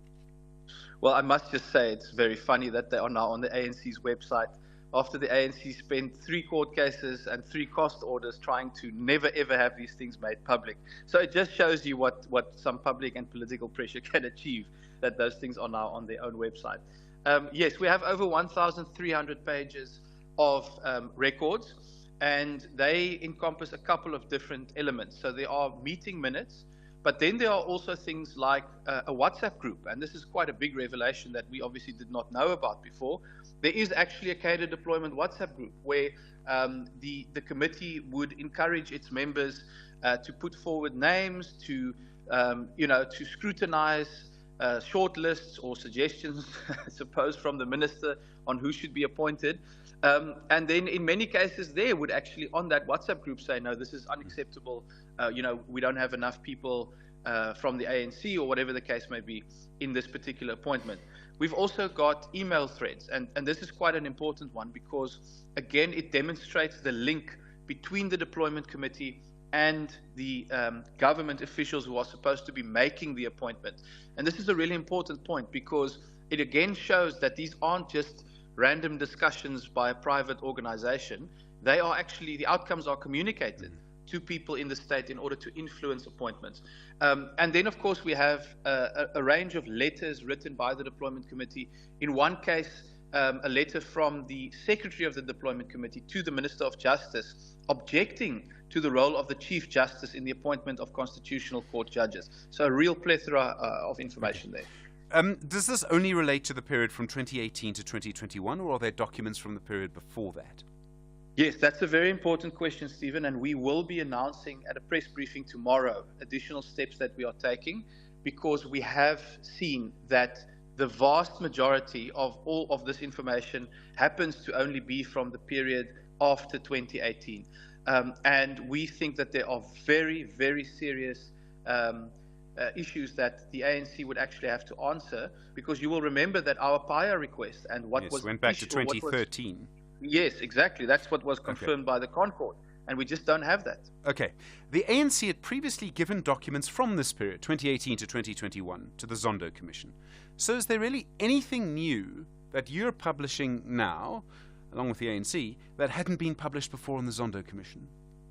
Yes, I think the number of pages, for example, of the minutes that were submitted to the Zondo Commission ran into maybe 100 or something like that. As I said, we now have over 1,300 pages of documents because it now involves WhatsApp conversations. It involves those email threads that I spoke about.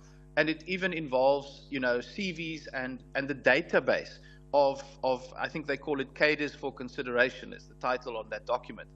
So this is indeed all new information that we did not previously have. Dr. Leon Schreiber, thank you. DA Shadow Minister for Public Service and Administration, 14 minutes to 80 with SAFM.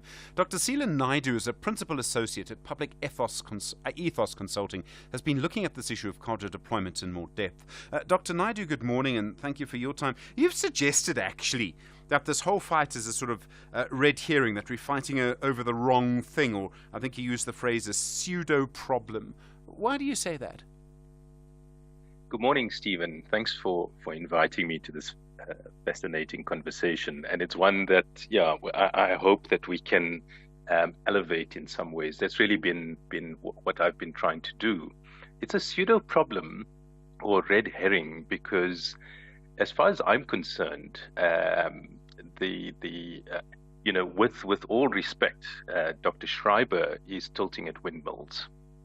As the Gauteng High Court found and has confirmed, and something that I said 4 months ago when I wrote the article that you're quoting, Section 1971 is quite clear. The public service must loyally execute the lawful policies of the government of the day.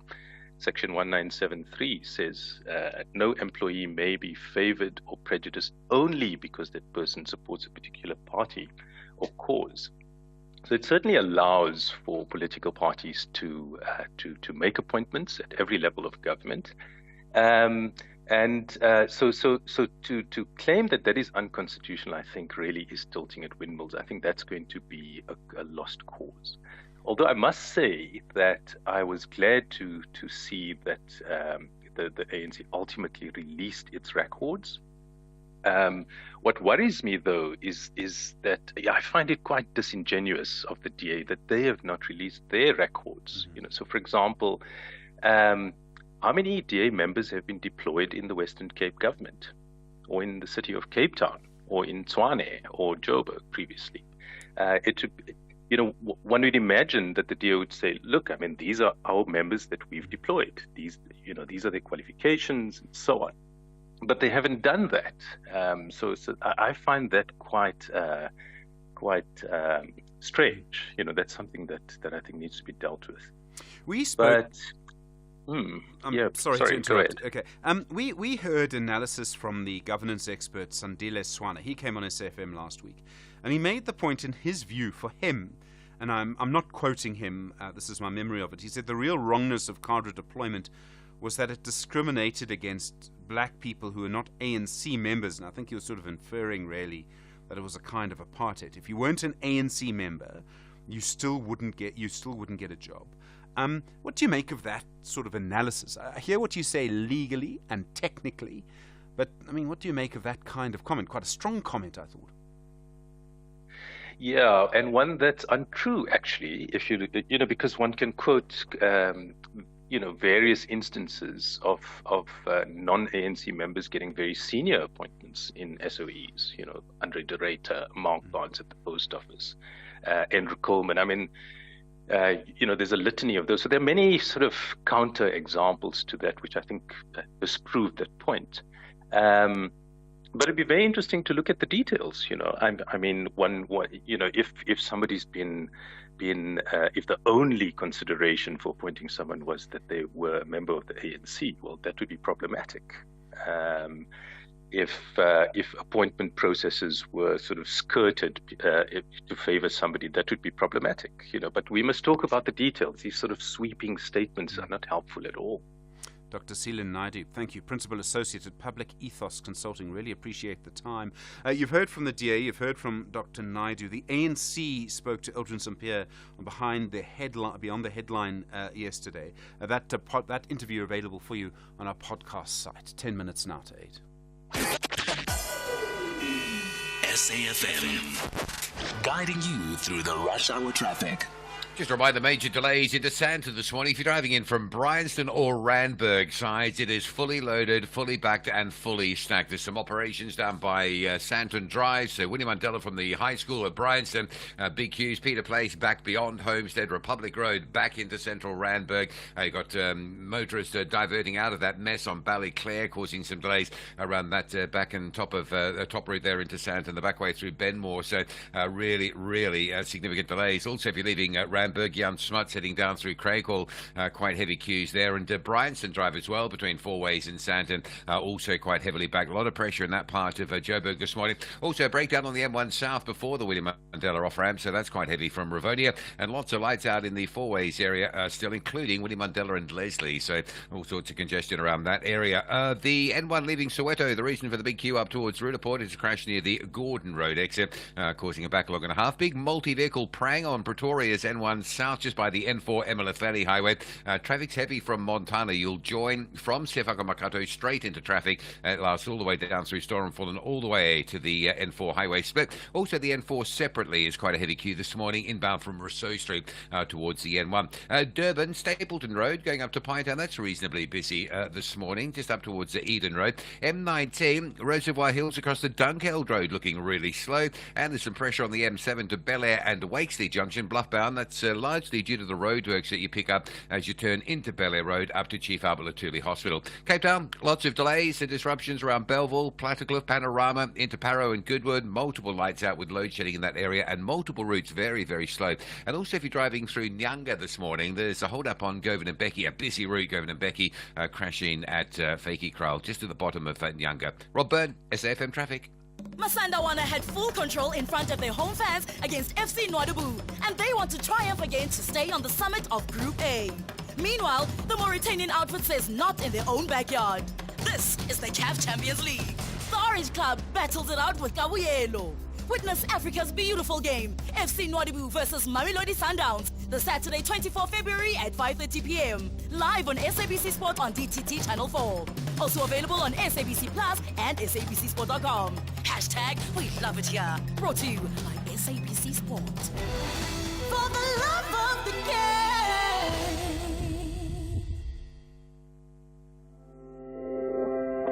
The Free State Provincial Government, under the leadership of Premier Mxolisi Dukwana, will host the much-anticipated Free State Investment Conference. The conference seeks to promote the province as an investment destination through showcasing strategic investment projects. Do join us on the 27th of February 2024 at the University of the Free State's main campus in Bloemfontein. The Free State Provincial Government, harnessing partnerships, stimulating growth and development through investment. Call us on 086 000 2032. Let's start this morning with David in Pietermaritzburg. Cadre deployments. David, hi. You heard the DA there, the ANC on yesterday. You heard Dr. Naidu. Your thoughts on it, David? Yeah, your doctor there is correct, Stephen. The hypocrisy of the DA when it comes to this matter. You'll recall that in Tshwane, the DA deployed a white woman who was the chief of staff who it was discovered that she didn't have the qualification. Oh, I remember that. Yes. Yeah, to date, the monies that were paid to that white woman have not been recouped. And she's not in jail where she's supposed to be. So he is correct when he says the DA too must provide the list of their employees, because you can tell that how many of those people are being deployed by the DA. Second, if you look at Cape Town, the senior positions are occupied by white people. So the ANC must also force the DA to provide their list too, because I see the way they are handling this matter, it's hypocritical there. Thank you. All right, David, thank you. On the line from Peter Maritzburg. Billion Sekukune, do you agree with what David says? No, I don't. Stephen, this president, Cyril Ramaphosa, came to government on a clean slate. He had an opportunity to appoint National Director of Prosecution, and he appointed a committee to evaluate that process. Yeah. Saying that it must be clean and open to everyone. That was the slate that he came to government with. All the time, the same person was chairing meetings which recommended that certain individuals must be employed to stay. And all we have learned, for example, that who was this person who was leading Praza? Lucky Montana. Lucky Montana told us clearly that in their what do you call this night sessions when before their conferences, the gala dinners, they are told clearly that all CEOs of state enterprises must be this side, and this is what they must contribute directly from state enterprises to their party. It's for the same purpose that they deploy cadres to enrich ANC and their own staff.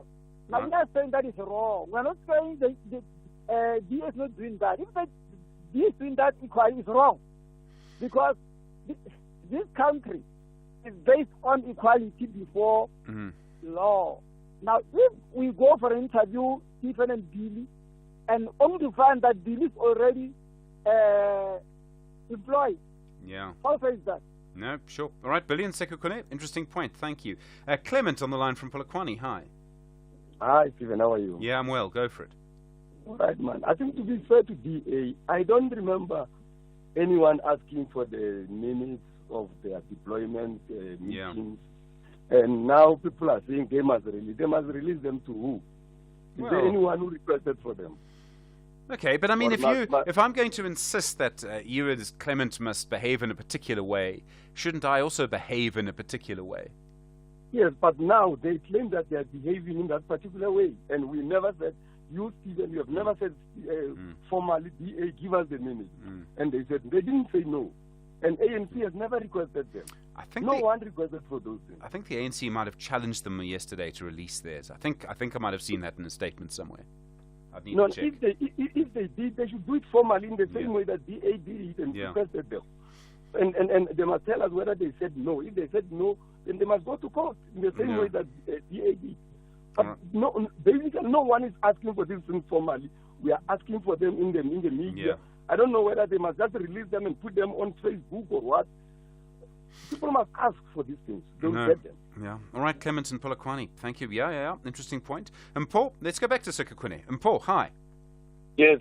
Good morning, Stevens. How are you? Yeah, I'm well. Go for it. I obviously don't agree with your latest caller who said because the ANC didn't go to court on this matter, then we shouldn't ask them for them. I'll tell you why. I think there's an intention why the DA is demanding this record. And their intention is transparency and ensuring that there is fairness. And in the end, they want to say this cadre deployment is a wrong practice. That's what they want to say. And if it is wrong, let's accept that it is wrong. They must also prove that they don't do it because it's wrong. It's only fair that when you say Party A is practicing this cadre deployment and it's wrong, you can't be doing it your own self. Yeah. And I agree with the doctor who said that in the city of Cape Town and in the Cape Town provincial government, we see these things. We know these people. It's common cause. Yeah. So it would be fair. There's also a letter which has been published, which is in Afrikaans, which instructs a certain mayor of some municipality not to undertake certain deployment. So it's only fair, morally fair, that if the DAs are arguing that the ANC is wrong on this one, then they must tell us that they must show cause that they are not doing it. Lastly, is that I agree that the argument which says people who were non-ANC members were treated unfairly doesn't hold water, because there's overwhelming evidence, even including at the level of ambassadors, including at the level of ministers, where there were ambassadors from DA, from you also remember Judge Musenege is in the constitutional court, was in the constitutional court, not an ANC. Yes.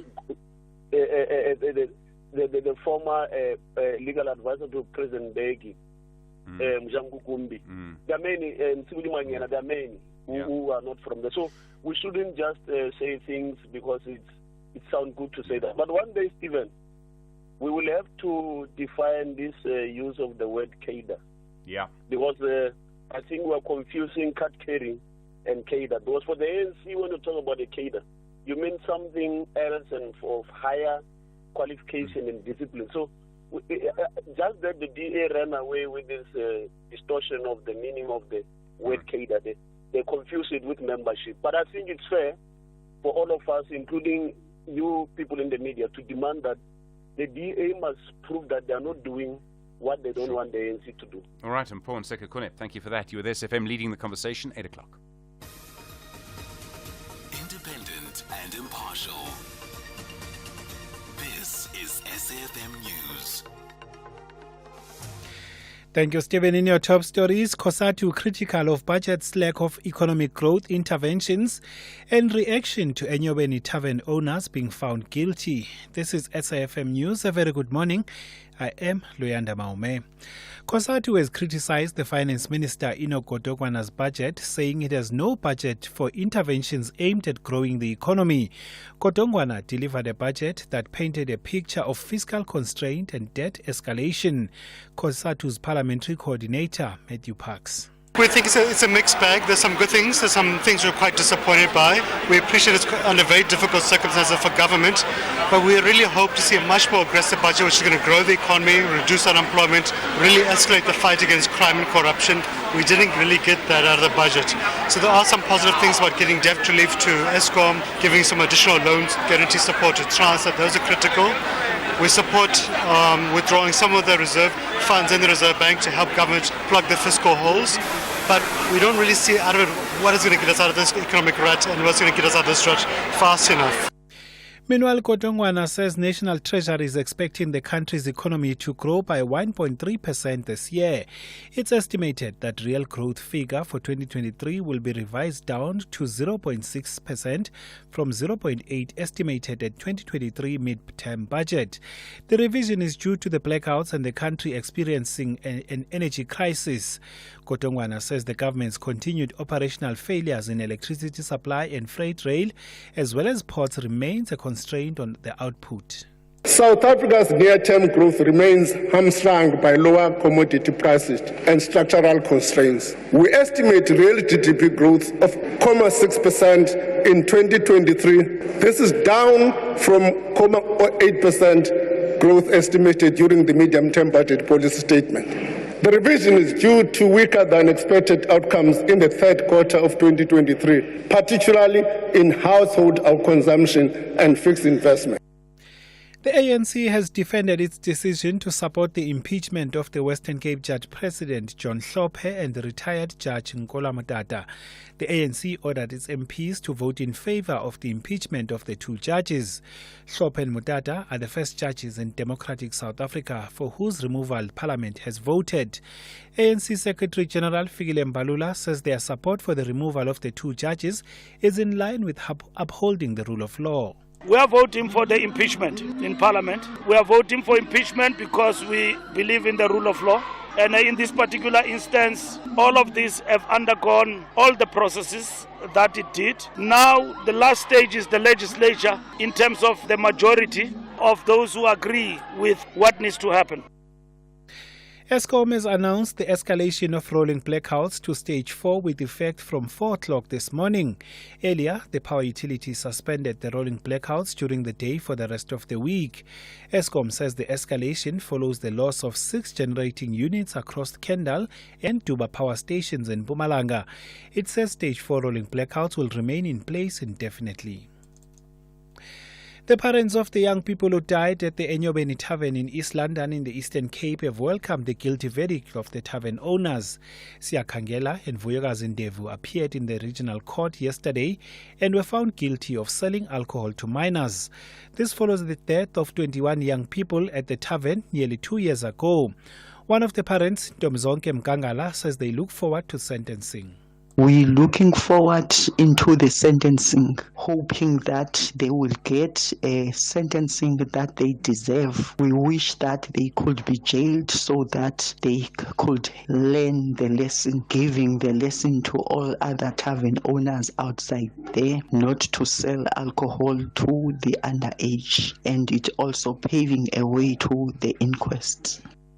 And finally, the Interior Ministry in Libya says the armed groups that have been controlling the capital Tripoli for more than a decade have agreed to leave the city.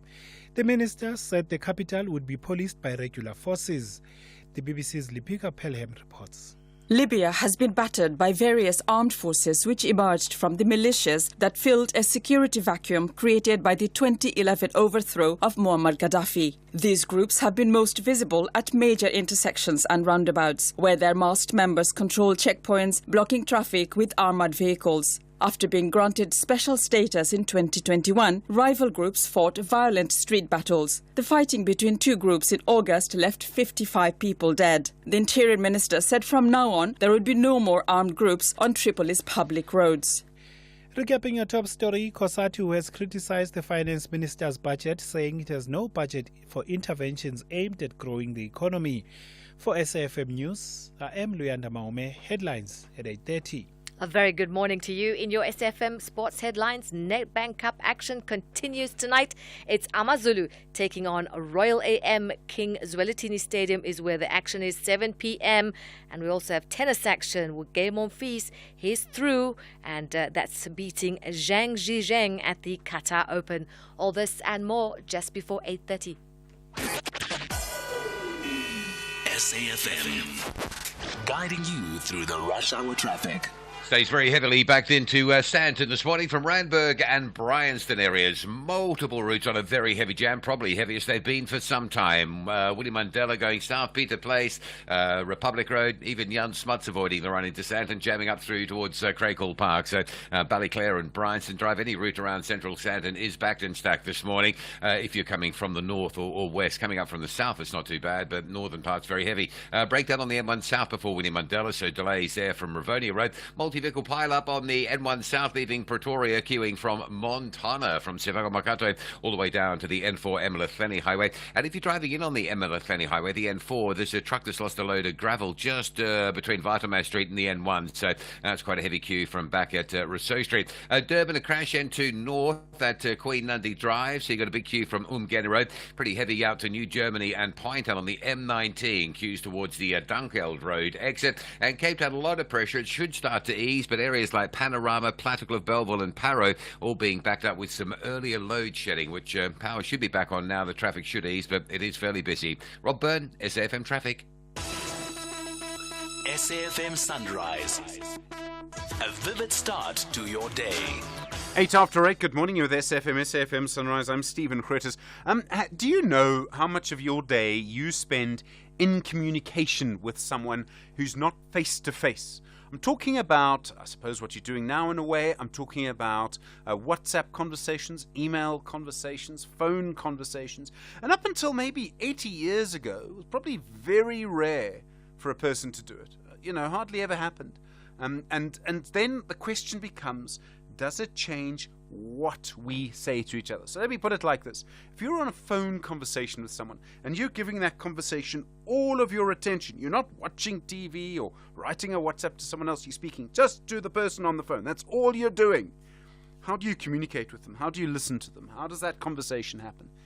If you now are only WhatsApping them constantly. How different is that? That's the question.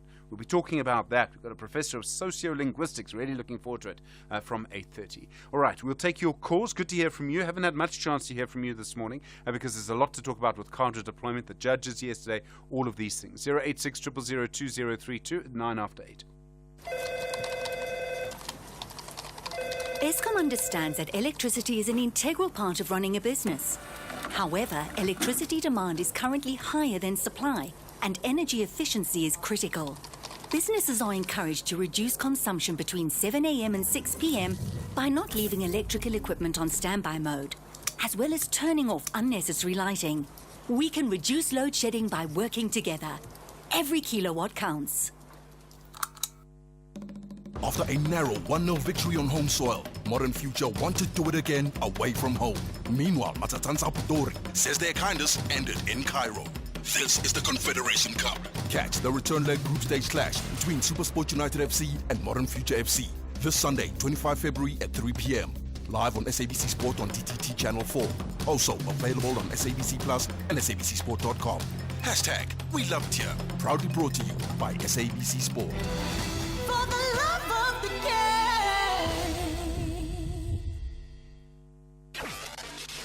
Across South Africa, online and on radio.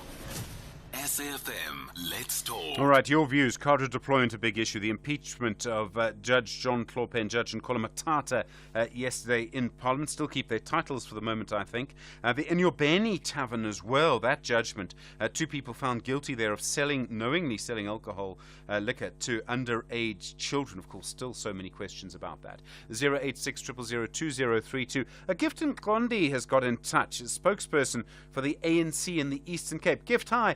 Around cadre deployment, let me guess, you don't quite like the DA on this.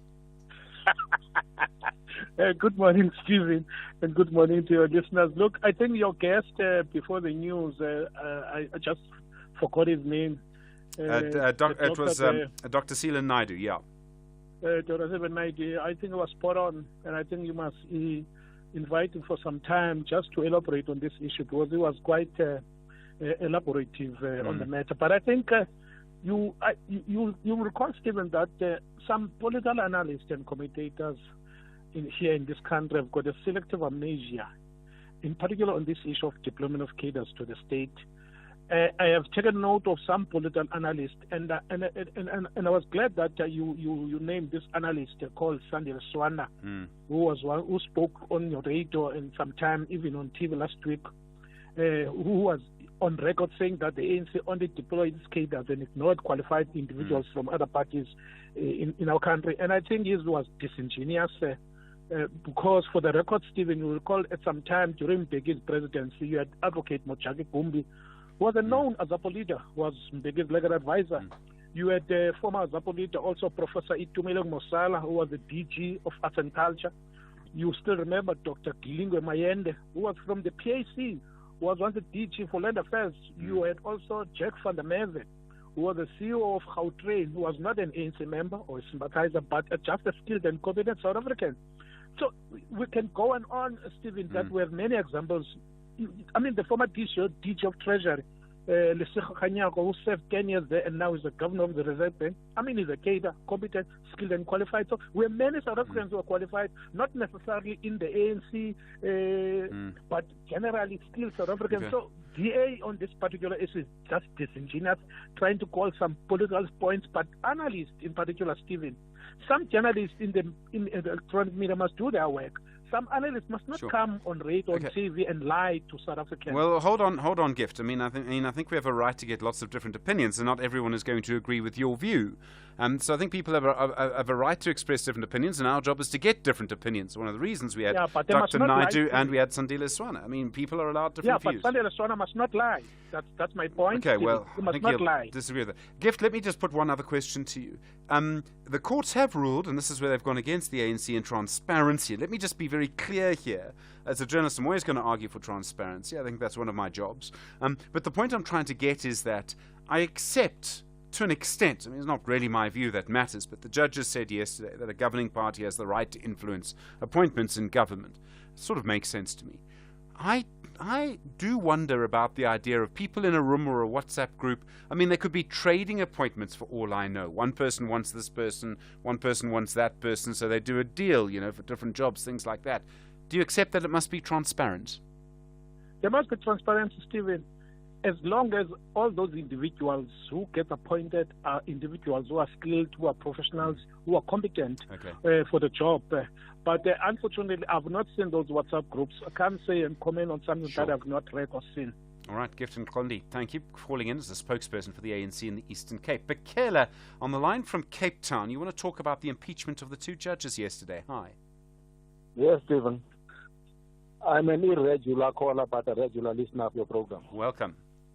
I want to engage you about the impeachment, in particular Judge Sope. Yeah.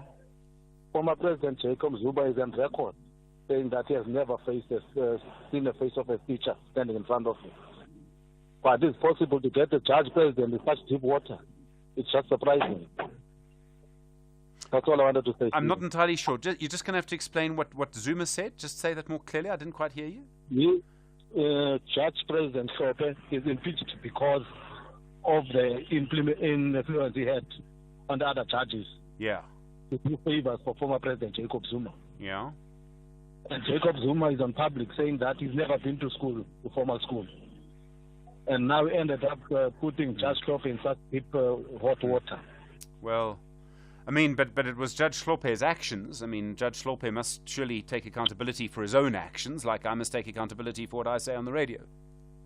For who was he doing a favor, Stephen? But I wasn't. No, but Slope went and had spoke to these 2 judges and said what he said. Yes, he was doing it for Zuma, and he's not the first one, and neither not the last one. I think he said he had a mandate. Wasn't that his phrase? Yeah.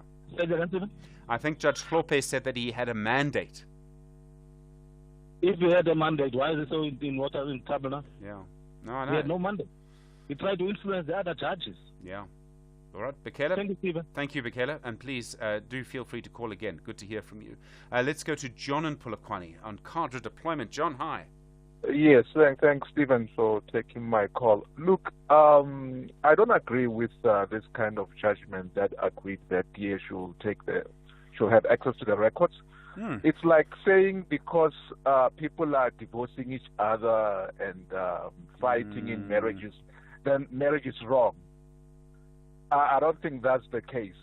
So I don't think there's anything wrong with cadre deployment. The issue may be the individuals themselves who are being deployed, who might be corrupt.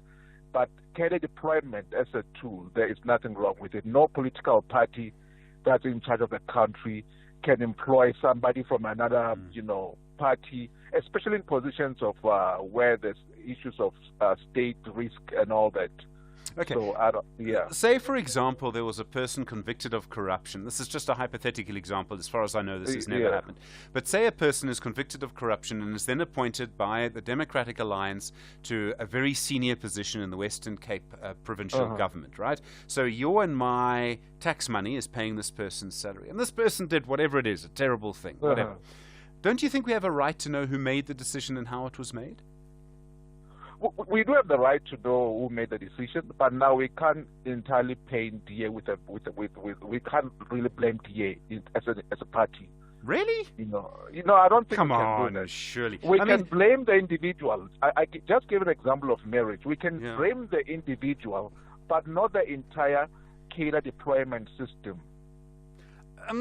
I don't know about that. We cannot do that. John, I talk too much on the radio, so don't let me interrupt you. But come on, surely we have to hold someone responsible. Yeah, look, it's like appointing, I'm just giving an example, I'm not saying there's anything wrong with Freedom Front. It's like appointing somebody from the Freedom Front to be in charge of the nuclear energy in the country, as an example. Yeah. That can never happen, because it can be taken as a risk. Yeah. You know what I'm saying? Yeah. But the party in charge can also make an error of appointing someone who will then siphon state money for corrupt activities. But shouldn't the party pay a price for that? Isn't that what should happen? No, I think what we can do is that the appointment should be transparent. Yeah. All right. Yeah, that's what we can do, but we cannot say that the entire cadre deployment system is now wrong, because it means everybody who's practicing it, then it's wrong, and it's done by all political parties. Well, look, I certainly, I'm going to agree with you on transparency. All right, John and Polokwane, thank you. Thoughtful call. Appreciate it. Let's go to Kandisa and Matlasana. Hi, Kandisa. Morning, Stephen. How are you? Yeah, I'm well. Go for it. Good. Look, Stephen, there's nothing that ANC is hiding here. That's why we gave the records of cadre deployment. Because there's nothing with our cadres to be deployed in a crucial department. Okay, but then why did the ANC oppose it? Policies of ANC to be implemented. Yeah. So you can't take a person of DA and put him there in a key position to put a DA policy, whereas you are a governing party. You see, that's why court has decided not to say, by saying to DA, you can't get policy documents of African National Congress, because DA has nothing to do with ANC. Even they can like it, ANC is going to continue to deploy Congress who are capable, who will change the situation in this country. Okay, but I mean, I think... Understand me, Stephen? I think so, but I mean... That it must be clear to the John Fraser that we are not an alliance with DA. Sure. So we respected only the court, because court has decided. After that, DA has nothing to do with us. All right, Kandisa and Matlasana, thank you. Bond and Klabecha. Hi, Bond.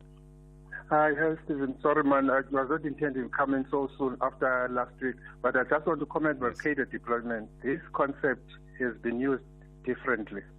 It's been ethnic deployment, political deployment as early as the 1930s.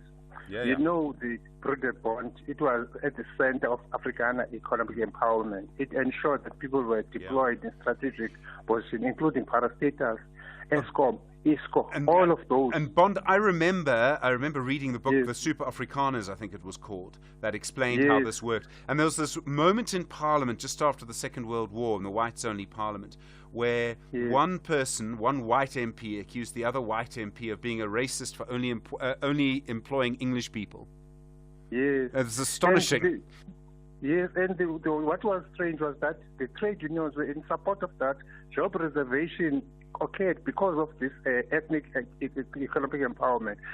Currently, if in mayoral committees in South Africa, even here Nelson Mandela, when an MNC gets into power through a coalition, he or she ensures that he appoints his own political party members as economic advisors, political advisors, etc.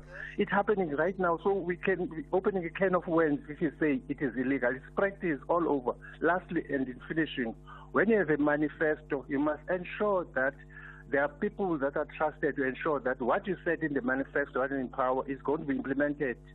I'm not saying that it's 100% correct to employ people just because they're political affiliation, but you have to ensure that what you said when you're in power is implemented. You can't have something and then say something in public and then it's not implemented because of the people that are there.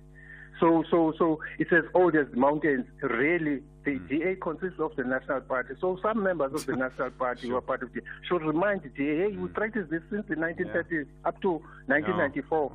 Thank you very much. All right, Bond, thank you. I don't think the DA would like to have it put like that. 23 after 8. First in the morning, SAFM Sunrise with Stephen Grootes. Elections are coming, you'd forgotten. 29th of May 2024 is the day on which you and I will be voting. There's interesting conversations on how to engage children. Part of the problem that we have is that young people don't vote in as big numbers as older people. The National Children's Theatre is actually putting on a play called Vote For Me. It's particularly around getting young people interested in politics. The CEO is Tamara Gerst. Tamara, good morning. Thanks for your time. Thanks for having me on your show. I was hoping you would say vote for me, and then I'd say why, and we would go from there. What does the play do? How does it encourage young people to vote? So it's actually a partnership, a coalition, if you will, between National Children's Theatre and the Windybrow Arts Centre, which is part of the Market Theatre Foundation umbrella. They have a youth group called Kwasha, and this coalition has put together a piece that's aimed both at, I suppose, educating and getting a conversation going with young people around voting, but also asking questions, from them about, like listening to them, using theatre to listen to them about their concerns, what they would be voting for if they could vote, and that kind of thing. So, we live in a time when teenagers are having to remind us of our responsibility to them and their future. So the vote for me is also about, as we're voting as adults, are we voting in a way that is mindful of the future that our teens will be inheriting? And I suppose one of the things is once you start the democratic process, once you get involved, people actually often stay involved. There's a sort of addiction to it in a strange way. You've got to start the conversations, though, and maybe this is about that? Yes, I think it is. I think it's also about bridging a gap in a way between a generational gap. So we're in this moment where we're celebrating 30 years of democracy. We're about to vote. There's I suppose, a loss of trust in a way between the young generation and the generation that are nostalgic about the first time they voted in a democratic election.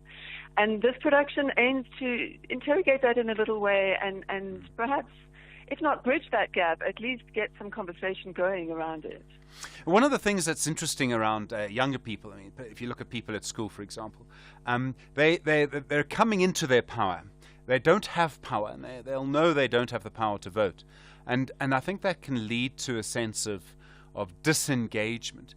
Can you really get people engaged if they feel they don't have power? I mean, this is a much bigger question for people who aren't registered to vote. I think maybe they feel they don't have power and so they don't register. But I think the same must hold for teenagers. I don't have power. I'm not going to get involved. It's interesting. I made that assumption going in, and in fact, the first sort of draft of this project was with that in mind. This idea that elections has got nothing to do with us. In one of our early test audiences with a group of young teenagers who come to workshops at National Children's Theatre, we were astonished at how engaged they were, how committed, how passionate. And also, that the play also intends to, it comes at this conversation from a number of levels. It's also interrogating the idea of influence. So you may not have the power to vote, but choices you make every day on social media are a form of voting in a way. And so it's also using the play to open up conversations about, the personal development side of leadership. What does leadership mean within your peer group, within your family, and about your voice? How can you make your voice heard? How can you make your voice matter? What does it mean if you feel like your voice doesn't matter? And we really hope that people will bring firstly that schools, will book for this show, but also that families will come to our Saturday performances and have the conversations, because there's a lot at stake here.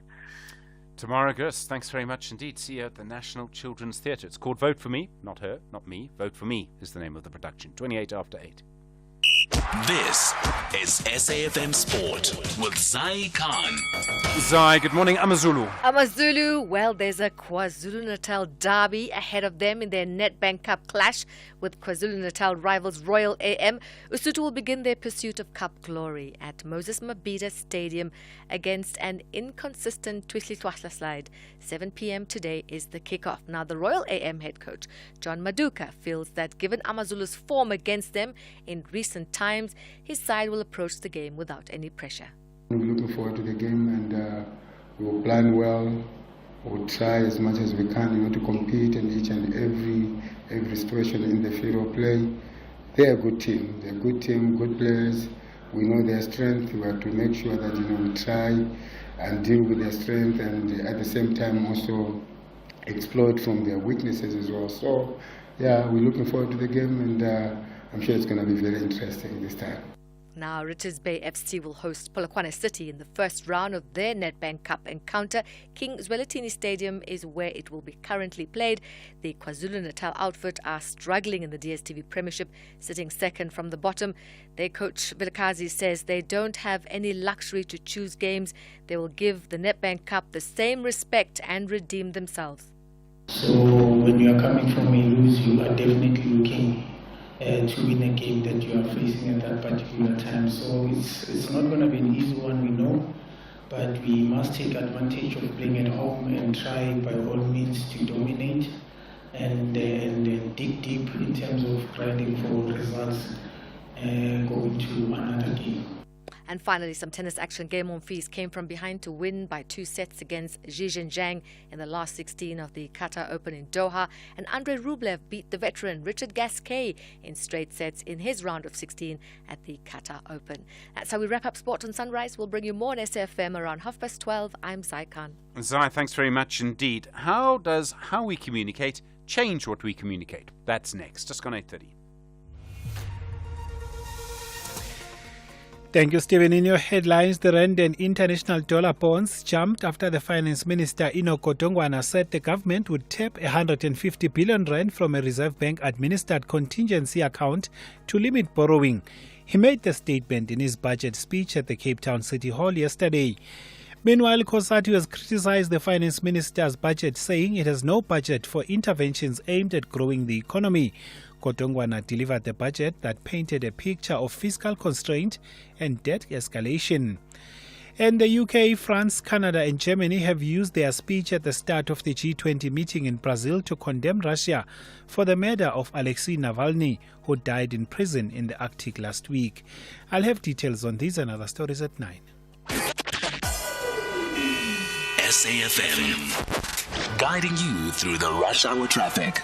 Still very heavy into Sandton. If you're coming from north or northwestern approaches, that's out of Bryanston Four Ways, arriving into Sandton on William Mandela, all coming from the Randburg side and Bryanston Peter Place and Republic Road. Don't underestimate that traffic. It is really badly backed and stacked, a lot worse than you'd normally find for this time of morning. All the approaches onto that William Mandela Drive between sort of Bryanston High School and the Sandton Drive exit are extremely heavily backed up. Crash still with us on the N3 north at Heldon, so delays coming up the N12 and N3 out of Alberton and Germiston. Breakdown on the M1 South before William Mandela, so some delays arriving from the Ravonia Road side. Pretoria, the crash on the M1 South at the N4 Emilith Glennie Highway, basically out of the way. The big queue has got through. There are some queues on the N4 driving in towards Pretoria. Truckers lost a load of gravel, closing a lane before you get to the N1 Highway. Durban, the N2 running north, still being held up by a crash just by Queen Nandi Drive. Backlog of traffic beyond Umgeni Road, so that's heavy. There's another crash in the roadworks between Umslanga and Kumashu driving southbound.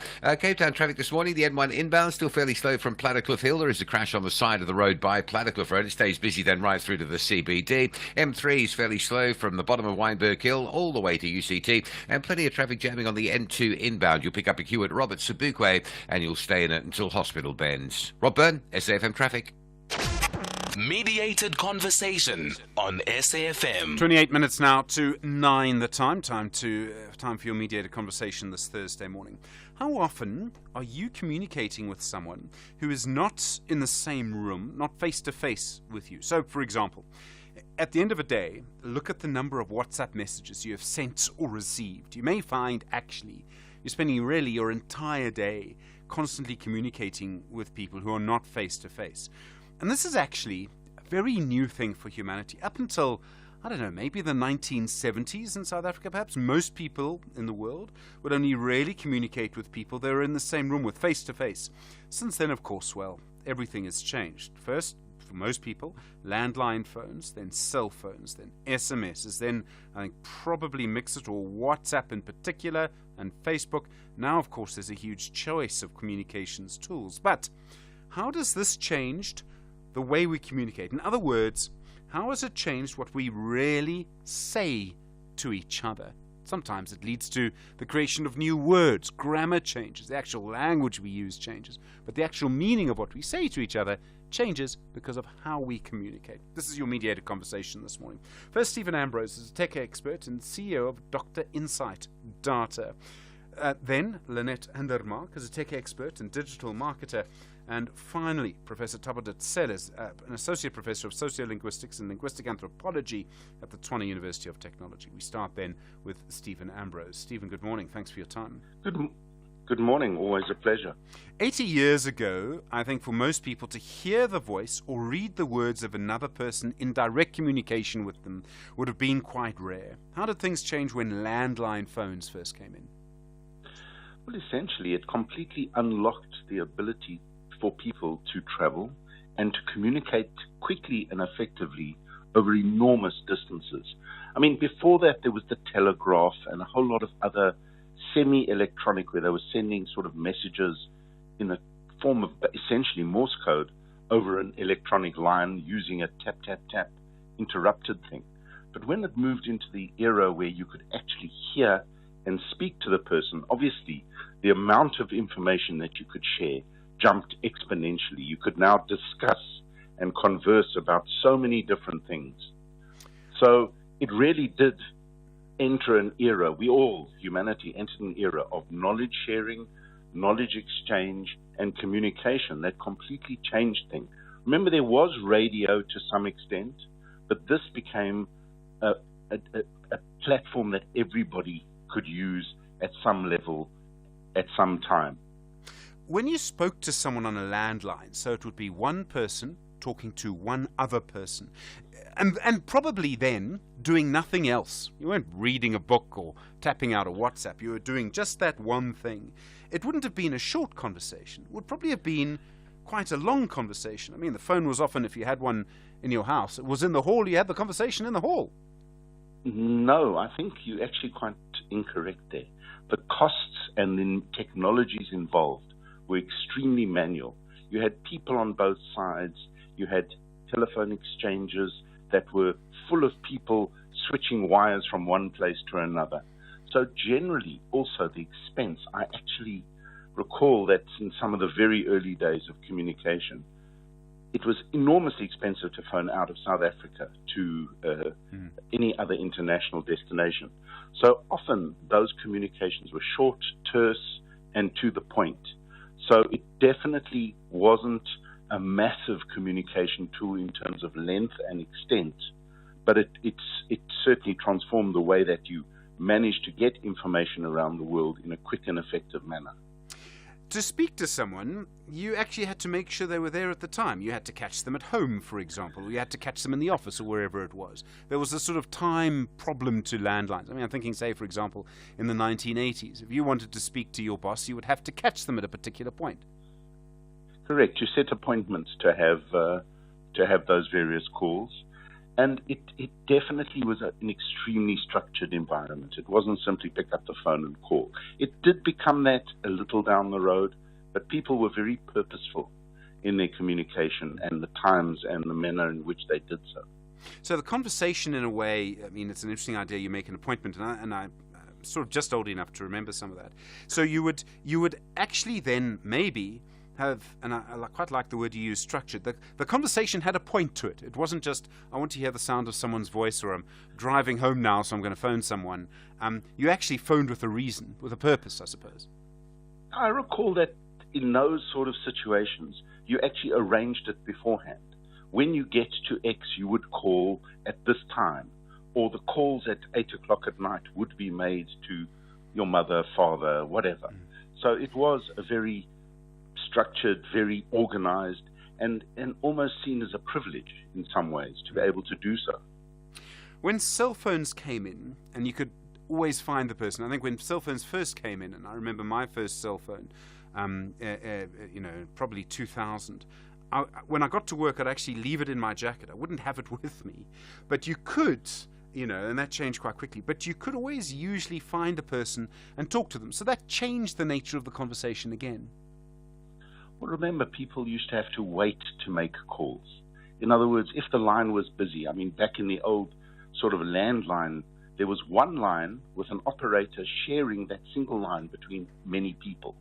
So you would have to schedule, wait, and make a call. That did change towards the end, but again, there was capacity constraints that really made it difficult for people just to be spontaneous, and to use the platform really easily.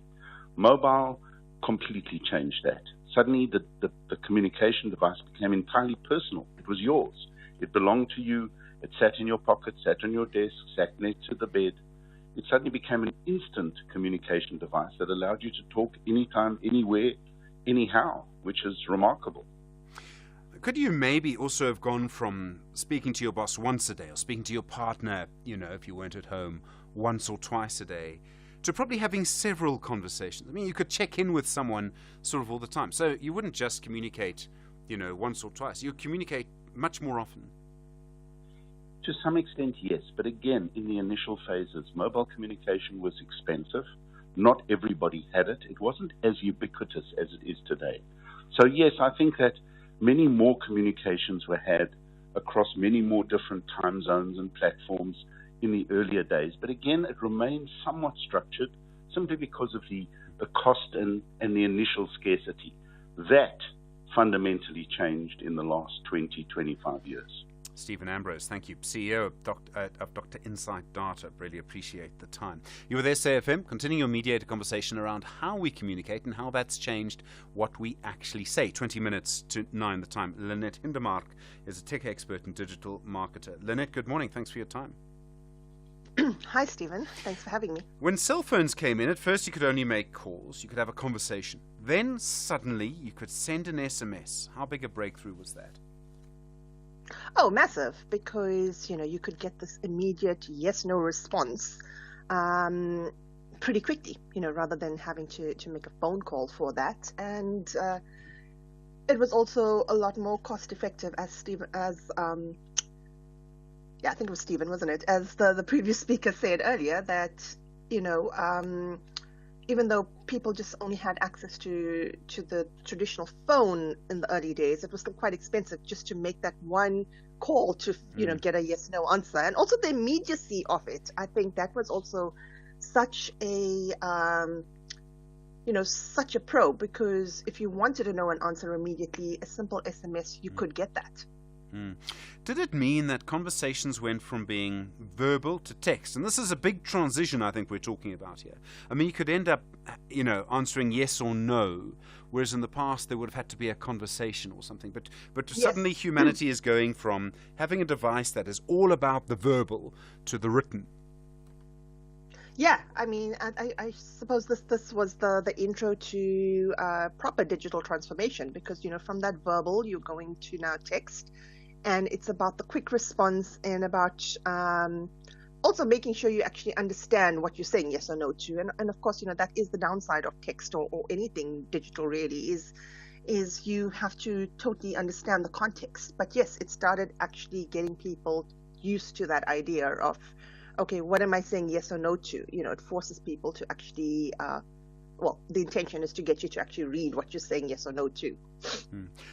It's interesting because in other countries, I mean, someone sent me an SMS this morning, and I hadn't received a personal direct SMS in a long time. But with SMSs, there were several other short messaging services. So in this country, there was Mixit, which did very well for a long time. Mm-hmm. And then suddenly, the service that just took over everything here, in India and Brazil, in some places but not others, was WhatsApp. Why was WhatsApp adopted by so many people so quickly? Yeah, so WhatsApp was adopted so quickly because it's got such a simple, first and foremost, coming from a user-centered design and user experience, thought leadership, because that's my core in my business, the ease of use. Because if you look at the WhatsApp interface, it's actually so similar to SMS, which has been around for ages. Like, there's nothing really new for you to learn. The other big thing was that it didn't matter what type of phone you were on. WhatsApp is an app and it works on all smartphones, so you weren't tied into a device. Like back in the day, I'm sure you remember, BlackBerry, BBM, everybody was using that, but you needed to have, two BlackBerry phones. Whereas with WhatsApp, I was on my iPhone, somebody was on BlackBerry, someone else on Android. You could talk to anybody. Also, cost effective, because now it's cheap. You are using your data, you are using Wi-Fi, and you don't need to basically incur expensive SMS costs And I mean, all you really needed was internet connectivity. And the big thing as well is you didn't need to speak just to one person. You could have group conversations. It was actually just taking that email, all of that, all in one. Also sharing multimedia content really easily, because all you was paying was your data costs. So, video calling, all of that. I remember back in the day, this was in, I think, 2012, when it was still developing, being overseas on business, and my kids were really little, and I was able to just, give them a quick call on WhatsApp so easily. So yeah, that's really why I think, from a cost perspective and also availability to everyone, because you just had access to it. For so many years, cell phones would come with a video call feature, and nobody used it. I mean, I never used it. No, it was expensive. It was really expensive, and you were very limited to what you could do with it, yeah. And then suddenly WhatsApp came, and people were doing it all the time, and so did Apple FaceTime as well. Yes, but like I said, the thing with Apple is that obviously it favors you if you're talking to Apple users. You get, the perks and the pros of the platform. But yeah, with WhatsApp, you can basically have such interaction with anybody, any phone. And also what WhatsApp has done now in one of the latest releases is that it allows you to share high definition images and video, whereas previously what it would do is it would compress it. So, for example, I mean, this used to be me like attending a conference and I wanted to share something with somebody. I'll take a picture and, I'll WhatsApp it, but the quality wasn't always great. So I would still have to, either email it or some other way. But now they've changed it in that you actually have a choice. So what's really good is that they're giving the customer a lot of choice now when using it, a lot of options, because they really do want to be the number one. Well, they already are the most popular instant messaging platform with over 2 billion users worldwide, but they want to be like your medium of choice when it comes to communication. So when we have conversations on WhatsApp, I mean, the conversations we're speaking to many people at a time. We're having short, sharp conversations. And it's communication, I mean, it can feel to me, and I was sort of slightly astonished when, at the end of yesterday, I went through the WhatsApp conversations I'd had. I mean, it's literally communicating all day, all the time. Yeah, it is. I mean, it's absolutely amazing when you actually look at your time spent on your phone. At the end, they give you a summary of the time on all the apps, and almost all the time it is WhatsApp, because you pick it up so often, and quite often, I mean, I'm sure first thing in the morning when you get up as well, you pick up your phone, and obviously if you've got the notifications that you've got a message, that's the first thing you are looking at. So every time somebody is picking up their phone, they're literally going into WhatsApp, because and this is the other thing as well that was touched on earlier, is that you don't have to wait for somebody to be available to WhatsApp them. You can send it at any time, and depending on the person's settings, if they're not available, then they won't receive that notification, because you can't set all of those things. But you can literally contact anyone at any time, and people can reply to you at their convenience. And I think that is the big thing as well, is if you're busy in a meeting, you don't have to immediately reply, and it's understood as well. I think with the communication, people have this underlying understanding of when if somebody's not available, that's okay. If you can't do a voice call, that's also okay. You just basically just send a message, and guaranteed you are going to get a response. What also helps as well is that you can check the statuses. Again, it's part of your settings, so you can see whether your message was delivered, because sometimes with SMS you couldn't quite tell if it's only like after days or hours then you get a message saying wasn't able to be delivered. With this, you get a tick to say it's been delivered, and two ticks if it's been delivered, and it changes to blue if somebody has read it. So you actually have that feedback without somebody even giving you feedback. Lynette Hundermark, thank you. Tech expert and digital marketer. Really appreciate the time. In a moment, here on SFM, Professor Thabo Tsela, the Professor of Sociolinguistics and Linguistic Anthropology. How does how we communicate change what we communicate? Our conversation this morning, 12 minutes to 9. Time. When you're a kid, it moves slower than a sloth trying to get through airport security. There is just so much of it. Skip forward a few years to your 20s. Time is still your friend. It says have some balance. Go party and have fun. Then your 30s hit. And time suddenly steps on the accelerator like it's trying to catch a traffic light before it goes red. 40s. Now time is moving faster than your 10-year-old on a sugar high. 50. You're desperately trying to save as much as you can, but time is moving so fast. And all you can think is, where did all the time go? That's why after 50 years of investing, we've learned that time is the greatest gift of all. And the good news is, if you invest early, time gives you money. And then money gives you more time for some much-deserved you time. Now, isn't that a compelling enough reason to invest? Ellen Gray. Long-term investing. Ellen Gray is an authorized FSP. Mzansi Africa. Siyalobuka. Siyabulela nangomso. Thank you for witnessing the Africa Cup of Nations Cote d'Ivoire 2023 in your language of choice on SABC radio stations, digital platforms, and SABC TV channels.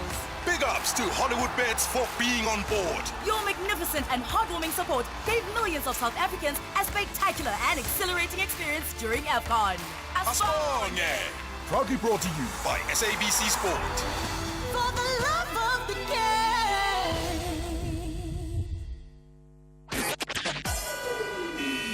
SAFM, guiding you through the rush hour traffic.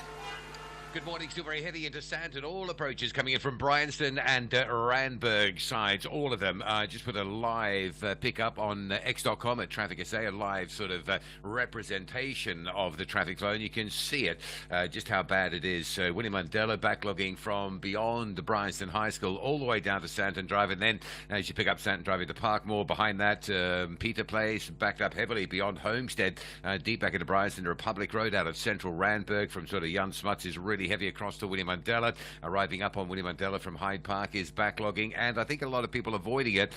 So queues on Ballyclare Drive around the top of Sandton. Jan Smuts coming out of Randburg through Craighall, Blair, Gowrie. There's a heavy backlog as well. Lots of traffic in that part of Joburg. Lots of people running very seriously late for work this morning. Even Bryanston Drive coming onto Summit Road out of Bryanston in towards sort of Morningside is quite a heavy backlog as well this morning. Also the N3 North stays heavy from Alberton's N12 up through Elands into a crash at the Heldenace interchange. The earlier crash on Pretoria's M1 South at the N4 Emily Glennie split, that is out of the way. That traffic is normalised to free flowing. Durban still heavy on the N2 North. That's a crash at Queen Nundy Drive. So you'll pick up that queue round about the Clare Road Bridge up over Umgeni through Nunda and up towards the Queen Nundy Drive crash scene. Durban's M4, the Ruthurst Highway, quite slow this morning. Virginia Airport area, that's on your way towards Durban, having left Umhlanga. Cape Town, still plenty of traffic on the N1 from Plattekloof Hill through to CBD. The M2 at Robert Sobukwe, moving slowly through to the central Cape Town area. Marine Drive is eased nicely through Tableview, Sunset Beach, Milnerton, but you'll just hit a little bit of traffic, fairly usual for this time of morning, through Pardon Island, just to get into that N1 inbound queue. Rob Byrne, SAFM Traffic. Mediated conversation on SAFM. 8 minutes to 9 the time. Continue your mediated conversation about how we communicate changes what we communicate. Professor Thabo Ditsela is an Associate Professor of Sociolinguistics and Linguistic Anthropology at the Tshwane University of Technology. Professor Ditsela, good morning. Thanks for your time. Good morning, and thanks for having me, Stephen. So I'd imagine the language, so what we actually say to each other, it must have changed as a result of how we communicate with each other, from a phone conversation, sometimes a long phone conversation, to short, sharp, continuous WhatsApp conversations. Yes, the advent of technology has influenced how we communicate. I mean, these days when you communicate at any one point, you could be engaged in other activities compared to yesteryears. I mean, just imagine, I can imagine someone who was driving a car, let's say in the 1930s. They didn't have a radio installed in their car. They didn't have Google Maps in their car. So all they had to do is focus on driving. But today it's different. You could be, looking for, directions on your Google Maps. You could be taking a phone call while you're focusing on the road. That surely will influence the length of time that you will spend on a phone call, for instance, especially if you are driving in an area that you're not familiar with. Obviously, if it's an area that you're familiar with, you're likely to have a longer conversation because you're comfortable in that space. I've noticed sometimes we'll be having a conversation with someone on air, and I'll think to myself, this person is distracted. I can hear their indicator going on and off in the background, yes. Things like that. But then that must also change if they're not giving the conversation on SAFM their full attention. it must change what they say. It must mean that what they say maybe is less valuable. Yeah, and I mean, right there, what you said. I mean, yesterday when you gave me a call, I was in the middle of chairing a meeting. I was short and sharp to the point because I had another thing that I had to do at that very moment. So, things that happen around us influence how we respond. And like you say, you are able to pick up if someone is paying attention to what you're saying, or if they're not paying attention. You get that just from how they say what they say, how they respond. Do you think that our conversations and our communication just doesn't matter as much as it used to? I mean, I get irritated when someone's not giving me their full attention. I'm sure there are people who get irritated when they feel I'm not giving them my full attention. It is quite irritating and annoying if you trying to have a conversation with someone and they're not giving you their full attention. It's like they're not respecting your time. But what can we do, Stephen? The advent of technology has given us, the very conversation that we're having. How does this all affect language? So, for example, WhatsApp allows emojis. Certain words become contracted. Words change their meaning. And I think it's often because of how we use them. In other words, because WhatsApp has a certain nature to it, it changes language in particular ways. Yes, it does. And it even influences how we do not respect domains. As a university professor, I do not expect my students to be saying certain things to me, either in class or even when they write to me. Unlike in the past where the influence of we were just talking about WhatsApp, SMS language that we take to certain domains when we do not. Let's take a word like guy, right? Guys, hello guys. 30, 50 years ago, you wouldn't say hello guys to your parents. But today it's standard. Your children can say hi guys, saying that to their mother and their father. That's how language has changed. That's how the context of words have changed over the years. Has it changed in all languages or only some languages? Imagine just the familiarity, the constant communication, maybe, and the way that society's changed maybe means most languages have changed in this way. Well, I would suggest that all languages have changed. It's just that the degree of that change would differ. In South Africa, we communicate by far in English. Even people whose first language is not English, they communicate in English. So they tend to display those mannerisms through English less in their home languages. I suppose if your home language is English, then you don't have that multiplicity of options because that's the language that you mainly communicate in. It's interesting, this idea of being in continual contact.